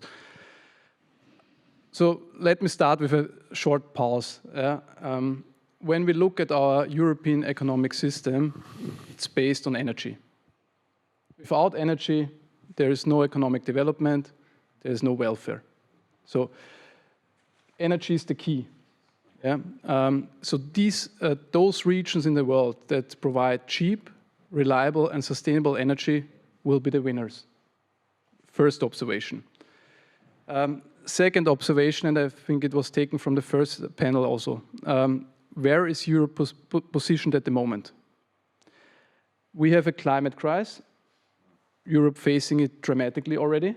We have seen 600,000 hectares burning in Europe. We have rivers drying out. We have lakes drying out. So climate crisis has already an impact, which we didn't discuss in the first panel. But in the second issue is we have an energy crisis in Europe. Yeah, prices are dropping, but the competition is around the world. So power prices are 3 times higher than in the US or in Asia. Gas prices are 4 to 5 times, how you compare it, higher than in the US or in Asia. So this is the current situation. So, but why are we in this situation? This is also the question. Very simple, because we based our economic system on fossil fuels. Why? Because they were cheap and they were reliable. And now I make a very hard comparison, just to apologize for that. But if you're dependent, it's like a truck. Yeah, fossil fuels are like a truck. So if the truck dealer sees you're locked in, what is going to do? He's increasing the prices and he's playing with uncertainty. That is, maybe do not deliver it. So it's like a similar situation we are having at the moment. Yeah. They are raising the prices, they're playing with uncertainty, they play with the fear of our households, of our industry, that they cannot afford the bill, that they do not get the energy. But the second problem with the fossil fuels are, every time we consume them, we put CO2 emissions in the atmosphere, we heat up our Earth, we destroy our living spaces for the next generation. So actually we are locked in at the moment. But, and now, stop this negative scenario, but this analysis is always important to move forward. There is a clear way out. And I put it really in 2 numbers. It's 100% renewables and 0 emissions. So now we can discuss, can Europe do it? Yes. We have the natural energy resources. We have hydro. We have wind. We have sun. And what we also have, we have the technologies already to use these natural energy resources to make with them energy. Yes, it was a discussion already here, also in the panel before. We have to be very careful that we're not running the next dependency, as we do not at the moment have the industries in Europe, but we have them in Asia. And you know, and I can tell you one short story. I was negotiating with the Chinese to deliver us the PV panels. So I think there's no difference if you're negotiating with a Russian company, because they definitely know what they can sell, to which price they can sell you. What is happening if China at the moment says, stop, we're not delivering any panels to Europe? We have at the moment 80% dependency on Chinese panels, 80%. And now the positive thing is, 10 years ago in Germany, we had 90% of the photovoltaic production in Europe. It was 10 years ago. So it's possible that we rebuild up these industries like photovoltaic industry, we can build up a storage industry, we can build up a wind industry, but we have to do it now. And before yesterday, I did a rough calculation. Currently, we are sending bills to other countries outside of Europe. We are importing at the moment 50–70% of our energy is imported. This costs us with the current energy prices 1.2 trillion euros every year if the prices stay at this level. So if we transform the total system, and I can give you the numbers afterwards, I do not want to borrow you at this time, if we increase PV, if we increase wind, if we increase storage, if we increase hydrogen, we have to invest 7 trillion euros. So calculation is easy. 6 years, it's done with these costs. So it's possible, yeah, and it's clear also to change the perspective. This is a shift of our economy. We have to rebuild the total economic system. We have to do this, and we can do this now because Europe has the possibilities. So, and this is now, yeah, a lot talking, and now I want to come to acting, yeah, because I'm 20 years now in the energy business, and it was talking about also the other generation. I have also kids, and when I started my position 2 years ago as a CEO of a regional energy utility, I said to my team, my managers, you know what, when my kids are older, they will ask me maybe one question: Father, what have you done actually during your time? Why didn't you change that? You were all talking. So, and that's why I said to my team, we will show for one region. It's a small region, Burgenland. Yeah, it's a region in Austria. I'm the CEO of the energy utility there, and we set a very clear goal: 2030, 100% renewables, zero emission.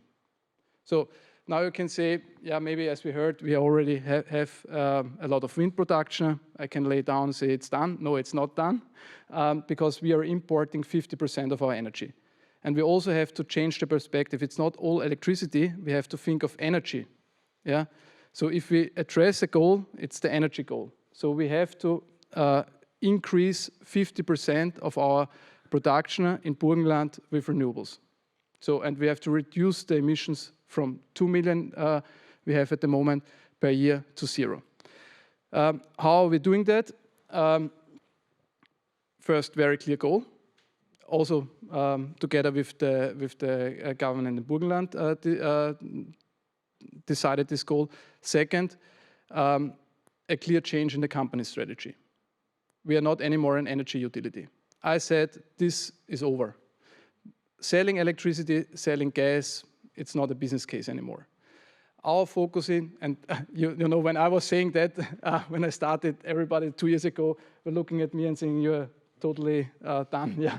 But I said to them, what we have to do is we have to provide our customers, households, industries, with solutions so that they can produce their energy on site. So, and this is what we are now implementing. We have 2 packages. One package is a household package, an at-home package, we call it, and one package is a community package. The at-home package and the community package always have 4 clear measures. First, own electricity production with photovoltaic rooftop. Second, own heat production with heat pumps. Third, installing storage capacity to use also the electricity from day to night. And fourth, which was also mentioned, energy efficiency measures, providing them as packages. With these 4 measures, a single household can come with no hard calculation to 70% energy independency. 30% is still something which we will provide them over big wind farms and photovoltaic plants. Yeah? So, but it's clear, not every household can afford an own rooftop panel or own storage. This is costly. Therefore, we also look at the communities and say, okay, if you live in a flat, if you do not have the possibility to invest there, then we are going in the community, we are building there a roof photovoltaic, we are building there a central storage, we are building there a central heat pump, and we're delivering you to a fixed price the energy, so that you know locally where your energy is produced, that you know what you have to pay, not only tomorrow, but also for the next 10 to 20 years. And thereby you save money and you save also the climate. So this is actually how we are moving forward. And to conclude that, we are in a good way. 2030 is next. And what I want to say is we have put one important issue on this dependency of the technologies. We could use lithium-ion batteries, which are available. We can buy them from Huawei, whatever. They will deliver us this. But what is a hidden champion? I mean, we have the hidden champion already in Europe. We build up a cooperation with a German company that is building organic storage. So now you think organic storage, what's that? That's mystic. No, they really have organic storage, and we will have them in December already in Burgenland. We hope it will work. Why? Because all materials are in Europe, and you can recycle them. So the solutions are there. The crisis is a big chance, and I think we have all that we can change it, and also now something, because we are here in the European Union, and we're talking about institutions, what they have to do. I think it's also all about us to do something.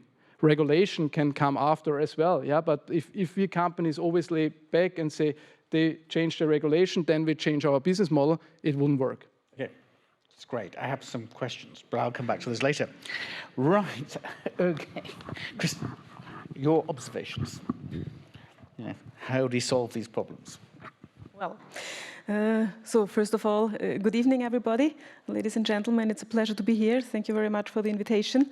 I have to confess, I'm a regulator, and I'm even worse, maybe I'm an engineer. So I focus my observations on the electricity market and the electricity system. And here we had quite different starting points in terms of beginning the energy system transition in the different countries of Europe. So you had countries with a lot of thermal power plants, coal-fired power plants, gas as well, of course, also related to district heating, so quite efficient way to take care of electricity and heat. You had countries with a long tradition on nuclear power plants.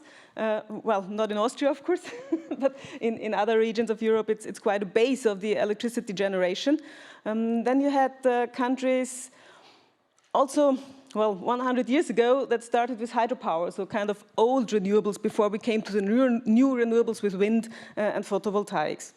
And I think that in this divergency of the generation mix in the different member countries, we also have a strength of the European Union, because what we have in addition is a network. So you can link all these generation technologies, generation locations in the different regions of Europe, link it with a high voltage network, mainly high voltage, but of course a distribution network as well. But my point is that we not only need the generation, we also need the grid. So in fact, there are clear targets for the renewables in Europe, but we need to accompany this with clear targets for the energy saving as well, which is done. We need a higher efficiency in the electricity system, even considering that there might be more applications electrified in the future, so be it on the industrial side, be it with heat pumps, on the transportation and so on. And we also need the network developments on all levels of the network, so to integrate the renewables from the low voltage to the highest voltage in Europe.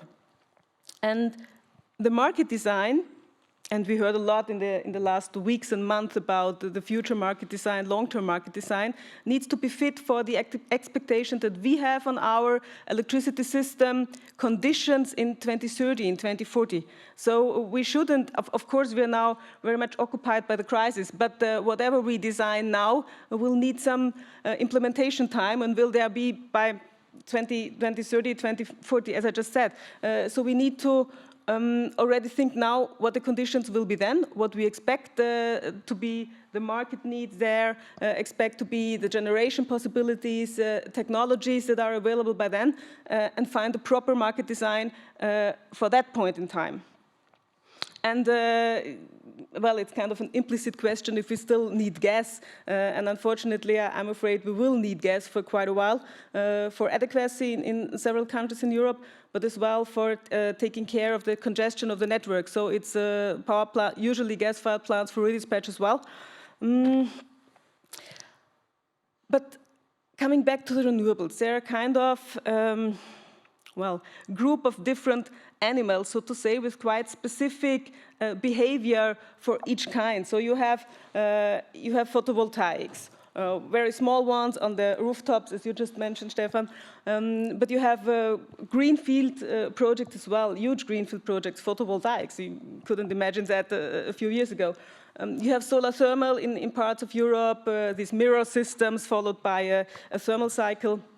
But you have as well wind turbines in different sizes. So usually we all know these several megawatt windmills, but you have the smallest as well that could be put on a rooftop. You have hydro run-of-river plants, big ones like here in Vienna on the Danube, but you have micro hydro as well for decades. So I said at the beginning 100 years of more or less of hydropower in Europe. You have biomass, you have ocean technology. So, and there are not only differences between these categories, but there are also differences within a category in terms of size. So also the grid connection level, the network that is needed to integrate it into the electricity system. Also the ancillary services in terms of providing flexibility to the system, to the consumers, providing balancing support, even black start capabilities if we talk about other kinds of crises. And the quality of the forecasts, how much electricity can be generated from a specific source, also varies over these different types of renewables. So it's a bit better for hydropower. It's, of course, weather dependent, climate dependent, and weather dependent for some others with wind and solar. So what we need to do is to select the best features of all these renewable technologies to combine it smartly. And then the question is, shouldn't there be a rush for renewables now? I think there is indeed. But unfortunately, there are still some barriers. Some are on the way to be overcome. But still we see the availability of materials, availability of components, and also the availability of experts. So you need people to do the planning, to do the manufacturing, to do the implementation. And yeah, so this is what we see on all fronts, that we need the experts. And a second big point, also mentioned already, is the permitting and authorization. And I think we should make use of this kind of window of opportunity where we have this, I would call it a social license that, yes, invest in renewables, deploy renewables all around Europe and need to get the procedures a bit accelerated. We need grid connection, we need to tackle congestion, I mentioned that already. And there are two more points. So usually there's a mood that electricity is there anyway, because it was in the last years, in the last decades, electricity was there always.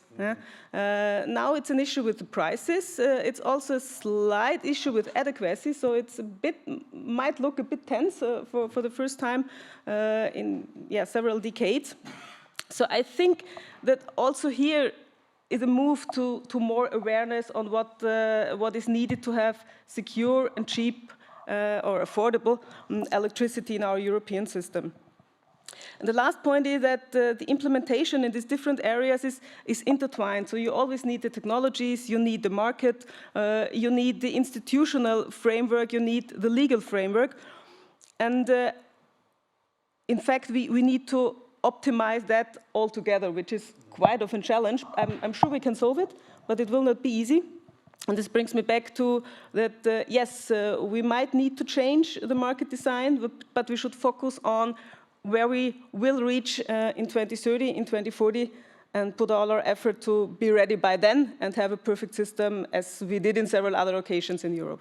Yeah, I think what you're saying is quite interesting, because what you're going to takes you to then is the question of the financing of all of this investment. So you've got to have the market design and the financial structures in place to then be able to roll all of this out, as well as all the supply chain and everything else issues.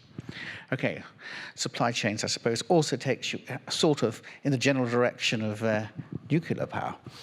So, Valerie, your observations, perhaps from a nuclear My observations. So I have 3 points to make. The first one, I'd like to remind ourselves that we actually have to exit fossil fuels by 2050. And it's a long-term goal, so we should align our short-term goals to be, of course, to manage the current crisis, but also to exit fossil fuels by 2050 for 2 reasons. We talked a lot about energy independence. I give you 2 numbers for my country, France. You can hear from my accent. Our bill in 2022 for oil and gas will be 100 billion euros, up from 40 billion euros 2 years before. And just to give you an order of magnitude, because I know the question will come, our imports of uranium are less than 1 billion, so 100 times less. And this is all the more of a challenge because we forget about it, especially in my country, because we spend our time discussing nuclear versus renewables. But our share of fossil fuels in our energy consumption in Europe at 70%. 60% in France, but it's huge to get out of fossil in 30 years. The second reason, of course, and you've talked about it, is our climate goals. And to reach our climate goals, we'll need a lot of low-carbon electricity, a lot. It will not be the only solution, but it should be about 50% of our energy consumption in 2050, so it's half of the solution. And to give you an example, again, I'll take a French example, but the national plan is to diminish our energy consumption by 40%. But to do that, we need to increase our electricity consumption by 35%. So we'll actually need to increase low-carbon electricity production in the coming years. Of course, there are different scenarios of consumption, but I know you know that. So this is my first point, just to remind this ourselves. So, and by the way, today we only have 2 countries in the EU that have decarbonized electricity production, which is Sweden and France, with a mix of nuclear and renewable. So we know it can be done. Okay, so let me move to my second point, is that I will argue that 100% renewable strategy is actually very risky for several reasons. So the first one is that it's very challenging to deploy the amount of renewables we will need to reach our goals. So we talked about permitting.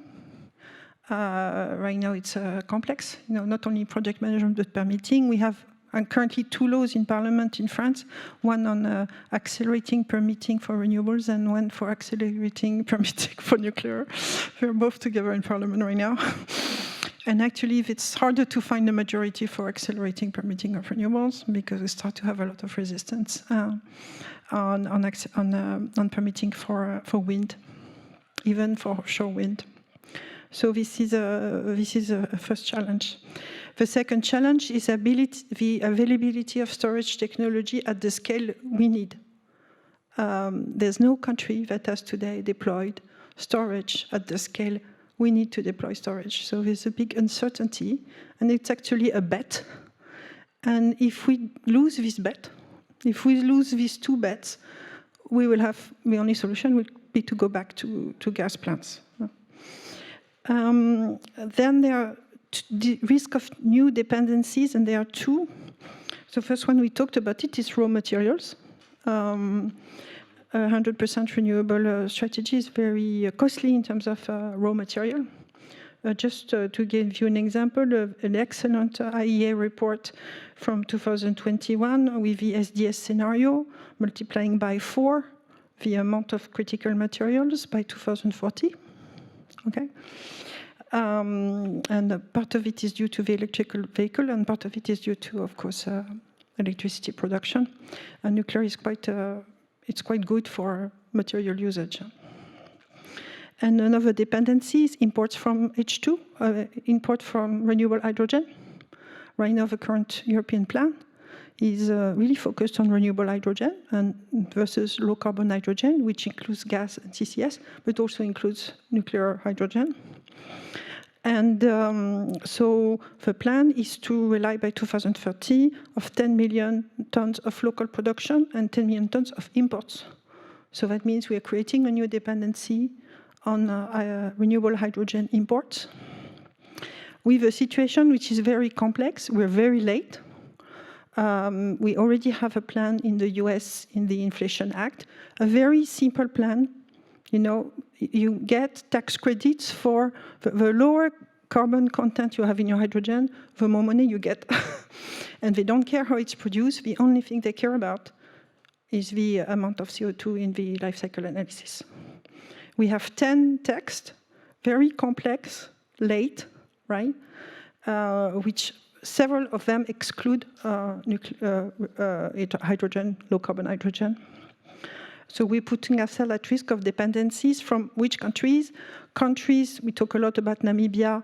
You know that the whole population in Namibia doesn't have access to electricity, so we're going to take their electricity, though first they need it for their people, or countries that have a very high share of fossil fuels in their electricity production. The third point, not going to be surprised, is that I believe nuclear is part of the solution. So nuclear is low carbon, so 12 grams versus, this is the IPCC number, versus 1,000 grams for coal and about 500 grams for gas. And 4 grams in France, because we actually enrich uranium with low carbon electricity. So it's very low carbon, and it's dispatchable. And what we see in the latest studies is that the value of dispatchable technologies is very, very high in electricity systems with a lot of renewables. So if I give you, I know I'm going to give a mic, but I give you the study that's currently based for the French strategy. It's a study that has taken 2 years to do. And they, of course, look at LCOE for every amount of energy, but what they're looking at is the total system cost with different mix of renewables and nuclear, some scenarios with no nuclear, and scenarios with, it's 2050 scenarios, and shares of nuclear going from 30%, 40%, 50% max. And what you're looking at is the scenarios with 40% nuclear, if I take this one, is 10 billion euros less per year than the scenarios which is 100% renewables, the best one, because of the value of nuclear as a dispatchable technology in the electricity system. Actually, there's not a lot of difference on the cost of the technologies by themselves, but what the difference comes from is the cost of flexibility and the cost of the investment needed in the network, so the integration cost, systems cost, right? So this is actually really good. So, of course, I'm going to have a question, so I'll answer it. How do you value the cost of nuclear has increased? Yes, but we believe, and we have proofs of that if you do nuclear as part of an industrial program, then you can control nuclear costs and have quite good costs. I mean, the French program, it's targeted at 60 euros per megawatt hour. And we see that in China. In China, they build nuclear, they take 5 years to build a nuclear plant because they have an ongoing industrial program. They now have a capacity to build 10 plants per year, which we nearly did in France in the 70s because we did up to 8 new reactors per year. So that's what I wanted to tell you. That's fine. Thank you. That's also very comprehensive. I've got several. That's also, thank you. That's very comprehensive. I will come back on several points, but now I want to go over to Andre as last but not least. Thank you, Alan, so much. I'll try to stay as short as possible. A lot of interesting things were said today about how Europe can actually move to a carbon-free energy generation. And a lot of things were discussed and mentioned about Russian gas and how we all got to the point where we are now. However, my observation, and I'm Ukrainian, I used to run Naftogaz. We started diversification from Russia in 2014, and we ended up not buying any gas from Russia. We are still buying all gas from Europe. And we did go through some pretty challenging reforms, also with the help of Mr. Oettinger at the very beginning of that path, when we had in trilateral negotiations with Gazprom. So now looking at discussion here, I have very similar impression I had in 2014 when we were discussing situation around Europe, around Ukraine, our place in Europe, and how our place is affected by Gazprom position. And I believe discussion here, to some extent, lacks pragmatism. There were mentioned such concepts as sovereignty, comparative competition, or competitive advantage, but pragmatism, to my surprise, was not mentioned. Why? I will give you a couple of examples. Several speakers referred to Gazprom as a reliable gas producer until February, or supplier, February of this year. I would like to remind you about the gas price hike last year, before the full-fledged war started. It was happening long time before, and with all due respect, I believe some people in Europe made it or chose a convenient position not to notice the reason that this reliable so-called supplier, who has become not only dominant, but the only balancing supplier for Europe, played a bit dirty game to maximize their profits and to teach a couple of people in Europe of a lesson which was missed. And then all of a sudden, Russians thought, well, if this lesson went unnoticed, we got our money, and there is no punishment, well, let's try again. Why not? I mean, if there is no downside, go ahead. That's classical Russian tactics. And I've been negotiating with them since 2006, so I know them quite well. Now, going back to pragmatism. Now, let's set aside the mistake of the past. Now we have a very clear situation, which is obvious, at least for us, that Russian gas probably will leave Europe. And that's a reality. That reality creates a unique momentum for the market to achieve the green transition and the Green Deal, which has been discussed so much before. And why I'm referring to pragmatism is that, again, we are talking about things which are so nice to be heard by average consumers, and they are mostly coming from the angle of renewables, of buyer. But if you look at the statistics of CO2 emission, and if you look at the pace of growth of these technologies, you will easily understand that the target of CO2 reduction, which we have in front of us, will not be met. And this is where I will vouch for the position of the speaker before me, that we should get pragmatic and realistic and not forget about such thing as nuclear. Yes, some people may not like it, some people may fear of it, but if we would be choosing between permanent CO2 emission, which is definitely killing us as a humankind, and the risk of nuclear, which may or may not, and rather may not, so far statistics is much more in favor of nuclear, forgetting about this segment and about this source of energy, in my view, is a big mistake. Because the amazing position that Russian gas was enjoying is that while people were discussing were discussing renewables, but nuclear was set aside, all of a sudden we saw a huge increase of gas supply to Europe. So gas, at the end of the day, benefited from this procrastination. And my point here is that being pragmatic and looking at EROI, this concept, energy return investment, which is so much important, we can easily come back to pragmatic approach of what source of energy can help us, on one hand, achieve the Green Deal, but on the other hand, also being pragmatic in competitive advantage. Because if China is building many reactors every year, and Europe will not be competitive in energy production, then the whole economy will not be competitive. So to some extent, position of other countries leaves Europe no choice.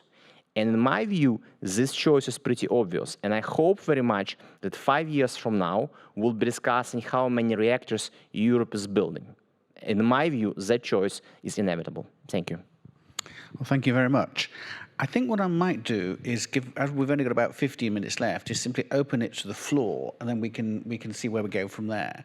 So would anybody, having all that gamut of different questions and observations, would anyone like to ask the first question?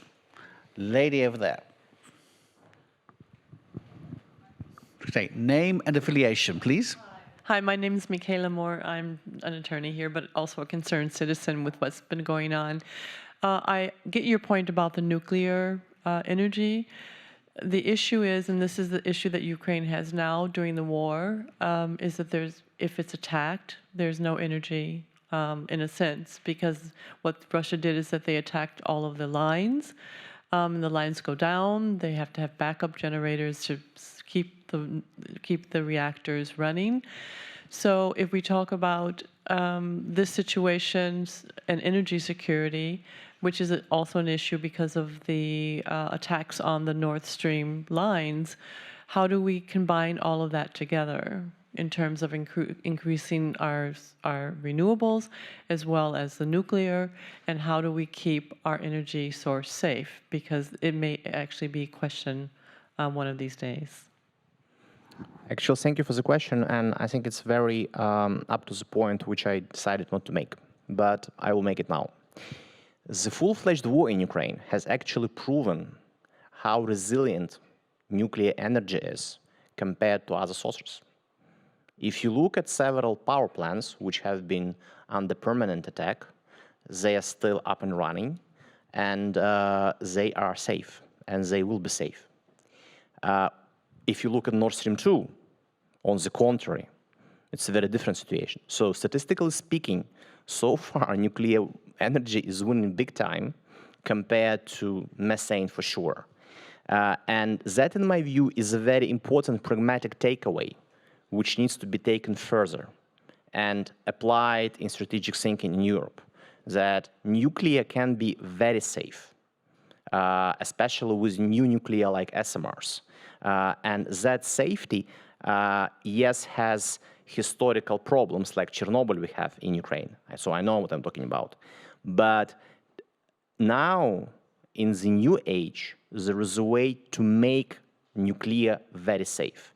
And so far, my observation is that many politicians are staying away from that discussion, mostly for emotional reasons. If you start talking numbers, all of a sudden, in numbers, nuclear wins. Okay, Valerie, do you want to? Yes. Today we have 13 countries in Europe that have plans for to use nuclear in the future. So once Ukraine will join us, we'll have 14 countries in Europe that want to use nuclear.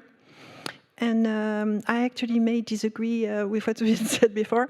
I think we should have a European strategy on nuclear, because we have half of our countries that want to use nuclear. We need to have competitive nuclear in Europe, because we are going to have to compete with Russian nuclear, well, not right now, but at least Chinese nuclear, Korean nuclear, America. In America, we have 50 startups, nuclear startups on generation 4, on fusion, and they have support. To give you an example, in France, we receive no money from the European Union for support the R&D on new reactors. But we are investing 500 million on these new reactors to support 10 startups from now until 2030. And in the US, the support right now, out of the 50 startups, they support 10 startups with 1.5 billion per year. So China, they have, mock-ups on every new technology, molten salt and so forth, right? So we are at risk of losing our ability, our R&D and industrial ability on a key technology we will need to have a future. So we need to have a European strategy on nuclear, even if half of our countries don't want to use it, but half of our countries want to use it. to add something. Now reflecting the conversation, I think we are not in the situation to play out one technology against the other one and say nuclear is more beautiful than wind and solar and so on. I think what has to be clear is the goal where we want to move forward. The goal has to be at the end less dependent. My perspective as Austrian and is more renewables, 100% renewables. That's why I said it. But on the way towards to this end situation, we will need the current energy system. We are not in the situation to now stop different technologies because then we put us in the next crisis. So it's a transformation, and I think we should use the crisis now to go towards the goal, which we, I think, all have common in this room. Yeah, as a pragmatic approach to whatever works in whatever direction, which it takes us all in the same direction, that's okay. Yeah. Right. Any more questions from the audience? It's getting late and the buffet is awaiting, but do we have another question or two? If not, I will go around the panel and talk. I mean, one of the questions, Stefan, I was going to ask you was about the difficulty I see with renewables is I can see what you're doing, and it's very effective as it is with the approach you're taking, but on a kind of national or European scale, is that part of the difficulty that, you know, if you look at the stats for Germany, I think it's something like the capacity utilization factor, you know, the actual amount of capacity used in any year for wind is 20%, and I think for solar it's 10%. And I sometimes wonder with renewables, the problem is a bit like the steam engine. If you go into the Science Museum in London, there is an original 1814 steam engine. Now, you may say to yourself, well, it was 1814. Why didn't we have the railway revolution around 1814, 1815, after the Napoleonic Wars? And in fact, if you look, you find that there were steam engines running around 1804. Sort of moving stuff around, but they couldn't work because the enabling technology didn't exist. And the enabling technology was the metal technology, which would be sufficiently robust so you could run rails on the train, so the trains could function. So the steam engine of the 1814 period could do about 3 or 4 kilometers from the pit head to the port to deliver the coal on rails which had to be regularly replaced. Otherwise, it just couldn't go that far.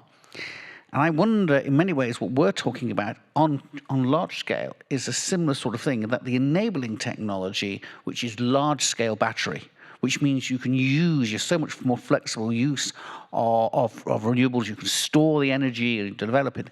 The enabling technology does not yet exist on the scale that we need. I mean, I know we do have batteries, but I mean, on the super scale you'd need for the systems regulator, for e-control, be able to know that there is, you know, sort of a gigawatt or 2 of power ready to go where, as and when required.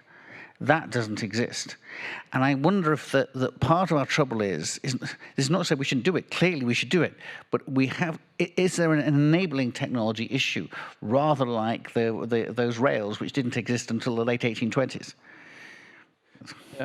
Actually, when I started in the energy business, it was really the Nobel Prize question always, is a system working with 100% renewables? I think, and we can go into numbers, it can work. Yeah, and I tell you shortly why, and also on this day. We are #1 wind producer, and at the moment in Austria we have almost no wind. I was doubting and looking now at Europe, and this is now the strength of Europe. We have a lot of wind in Germany at the moment, but we have no wind in Austria.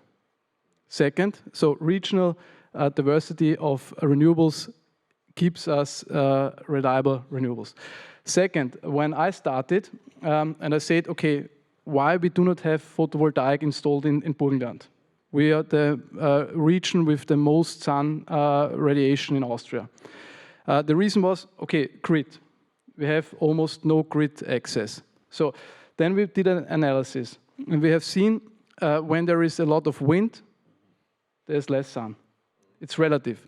And so what we have done, we have used the same grid access and injected there now ground-mounted big solar photovoltaic plants. So we increased now from 3,000 hours wind onshore production to more than 4,000 hours, which is currently a run-of-river-based power plant. So on a local level, on a regional level, there is diversity, and they work together. And this is now where the European Union comes in, and where the connection of the European energy system will play a critical role. And second, storage are possible. And now I take again the example of Burgenland. I was also thinking we need huge storage capacities. But if we play together now wind onshore with photovoltaic, we need 300 megawatt storage capacity for shifting 5 hours. Yeah, and we really did very deep analysis. So it's doable, and I do not say, we can do it in 1 month or 2 months, but now it's the time, the crisis is a chance for us to change it. Sorry, yes, Christy. Yeah, if I may add. Yeah, sure. So I think it's not only a question of storage, which is important, of course, but it's more general an issue of flexibility. And that could be on the demand side, that could be import or export on the European level, that could be simply a smart behavior in using electricity at the point in time where you use electricity. So I think it's broader, and of course a hybrid, so a clever combination of different renewable sources and plants is quite beneficial. And I think there's a lot of technology around. Sometimes it lacks a business case, and sometimes it also might lack a proper legal base, but it's mainly not on the technology side. Thanks, that's very interesting. May I add something? Yeah. I think, yes, there are lots of technologies, but they're not proven at scale. So I think the point is, what is the most robust strategy? We've seen that we were absolutely unable to predict the crisis that we currently live. So we cannot. We had not predicted the first oil shock in the 70s.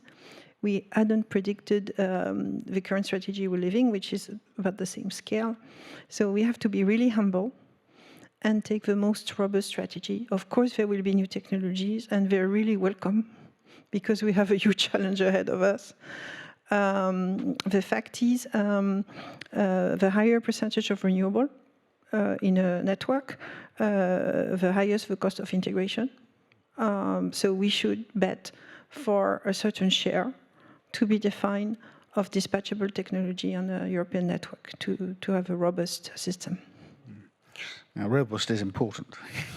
I just like to come back to Tim on the supply chain issues, because one of the observations I picked up talking to American colleagues is about the determination of the White House to begin to decouple and reindustrialize onshore, it's a terrible phrase, onshoring industrial production. And one of the points which I think is overlooked in Brussels and a lot of EU capitals is the extent to which the Americans aren't really that bothered about how much is directly transferred to the US. As long as it's in the hands of allies, they're okay. That's the issue, really. It's to, and this is not also about completely as a kind of evil strategy to undermine the Chinese. The argument is we need sufficient to be moved, which is strategic to the security of the West. So, and then a lot of that then plays into a lot of the energy issues as well in terms of energy supply chains. But the question that then flows from it is the extent to which this involves a degree of industrial policy and industrial strategy and financing of that at both member state and a national level. And you mentioned a number of different things the Commission are doing, which is moving in that direction. But it seems to me it is an incredibly major departure from the way we have been seeking to operate over the last 2 decades. And it really requires a real mindset. And I don't know, how far do you think we're along that path? And how difficult do you think it's going to be to get there? And are we going to end up endlessly playing catch up with the Americans? Okay, so it's a crystal ball question then. Yeah. There's a number of those. If I may make a brief comment just on the discussion that we just had so far, I'm very happy that I turned out to be right, that this was an excellent panel, and that all the diverse inputs were super practical, some of them obviously sort of thing, but also really, I mean, insightful and inspiring. Just like to pick up on two things, and that's, for one thing, I take the point also included in your question, basically, that there's a bit of a bet in there somewhere. I think that's a point Valerie was making sort of thing, and I think that's, you can expand on that. That's true for all of our future, in a sense. There's going to be a bit of bets that we're going to have to make, but we do have help by incentives, basically. I mean, we are in the business of making good policy, hopefully, so that's a help, obviously, but incentives work, basically. And there's a reason that I also addressed business up to a point in my initial statement, and that's obviously what works with business in particular, sort of thing. Price signals, incentives, basically, right? Second point I was going to pick up on, I just forgot, but I'll just return to your question, basically. And that's the crystal ball question. How far along are we on really genuine European sovereignty in the words of Madam President, but also an article that I wrote earlier this year for WKO, the Außenhandel edition. That's what we're in the process, unfortunately being the compelling event, obviously, but unfortunately in the business of defining, strengthening our sovereignty, realizing that international relations do involve reciprocity. That's a conclusion that Chancellor Scholz of Germany has recently also developed a little bit just ahead of his trip to China, which is the recognition, again, unfortunate to business as for every other actor, but that there's reciprocity involved in international relations. If that reciprocity is not forthcoming, then something has to be done about it, unfortunately. And that's the background against which, of course, Europe is going to have to come together. Now, I mean, this other dictum of, never waste a good crisis is, I suppose, also unused, overused rather in the recent kind of context, shall we say. But that, unfortunately, does, I think, turn out to be true in the European context. I mean, if there is another crisis of the geopolitical sort, let's say, then I think that will help matters, if you like. And that also applies to the development of the current crisis, of course, right? I mean, let's see where we end up. I hope that we're not very far off. Let me put it this way. That's great. Thank you. Well, I think we may, unless there is another question in the audience, and I see no audience hands being raised. Okay, at that point, I shall say thank you very much. Can we applaud the panel in the usual way? Thank you very much. And I think we have a buffet outside. Right, thank you very much, and good evening.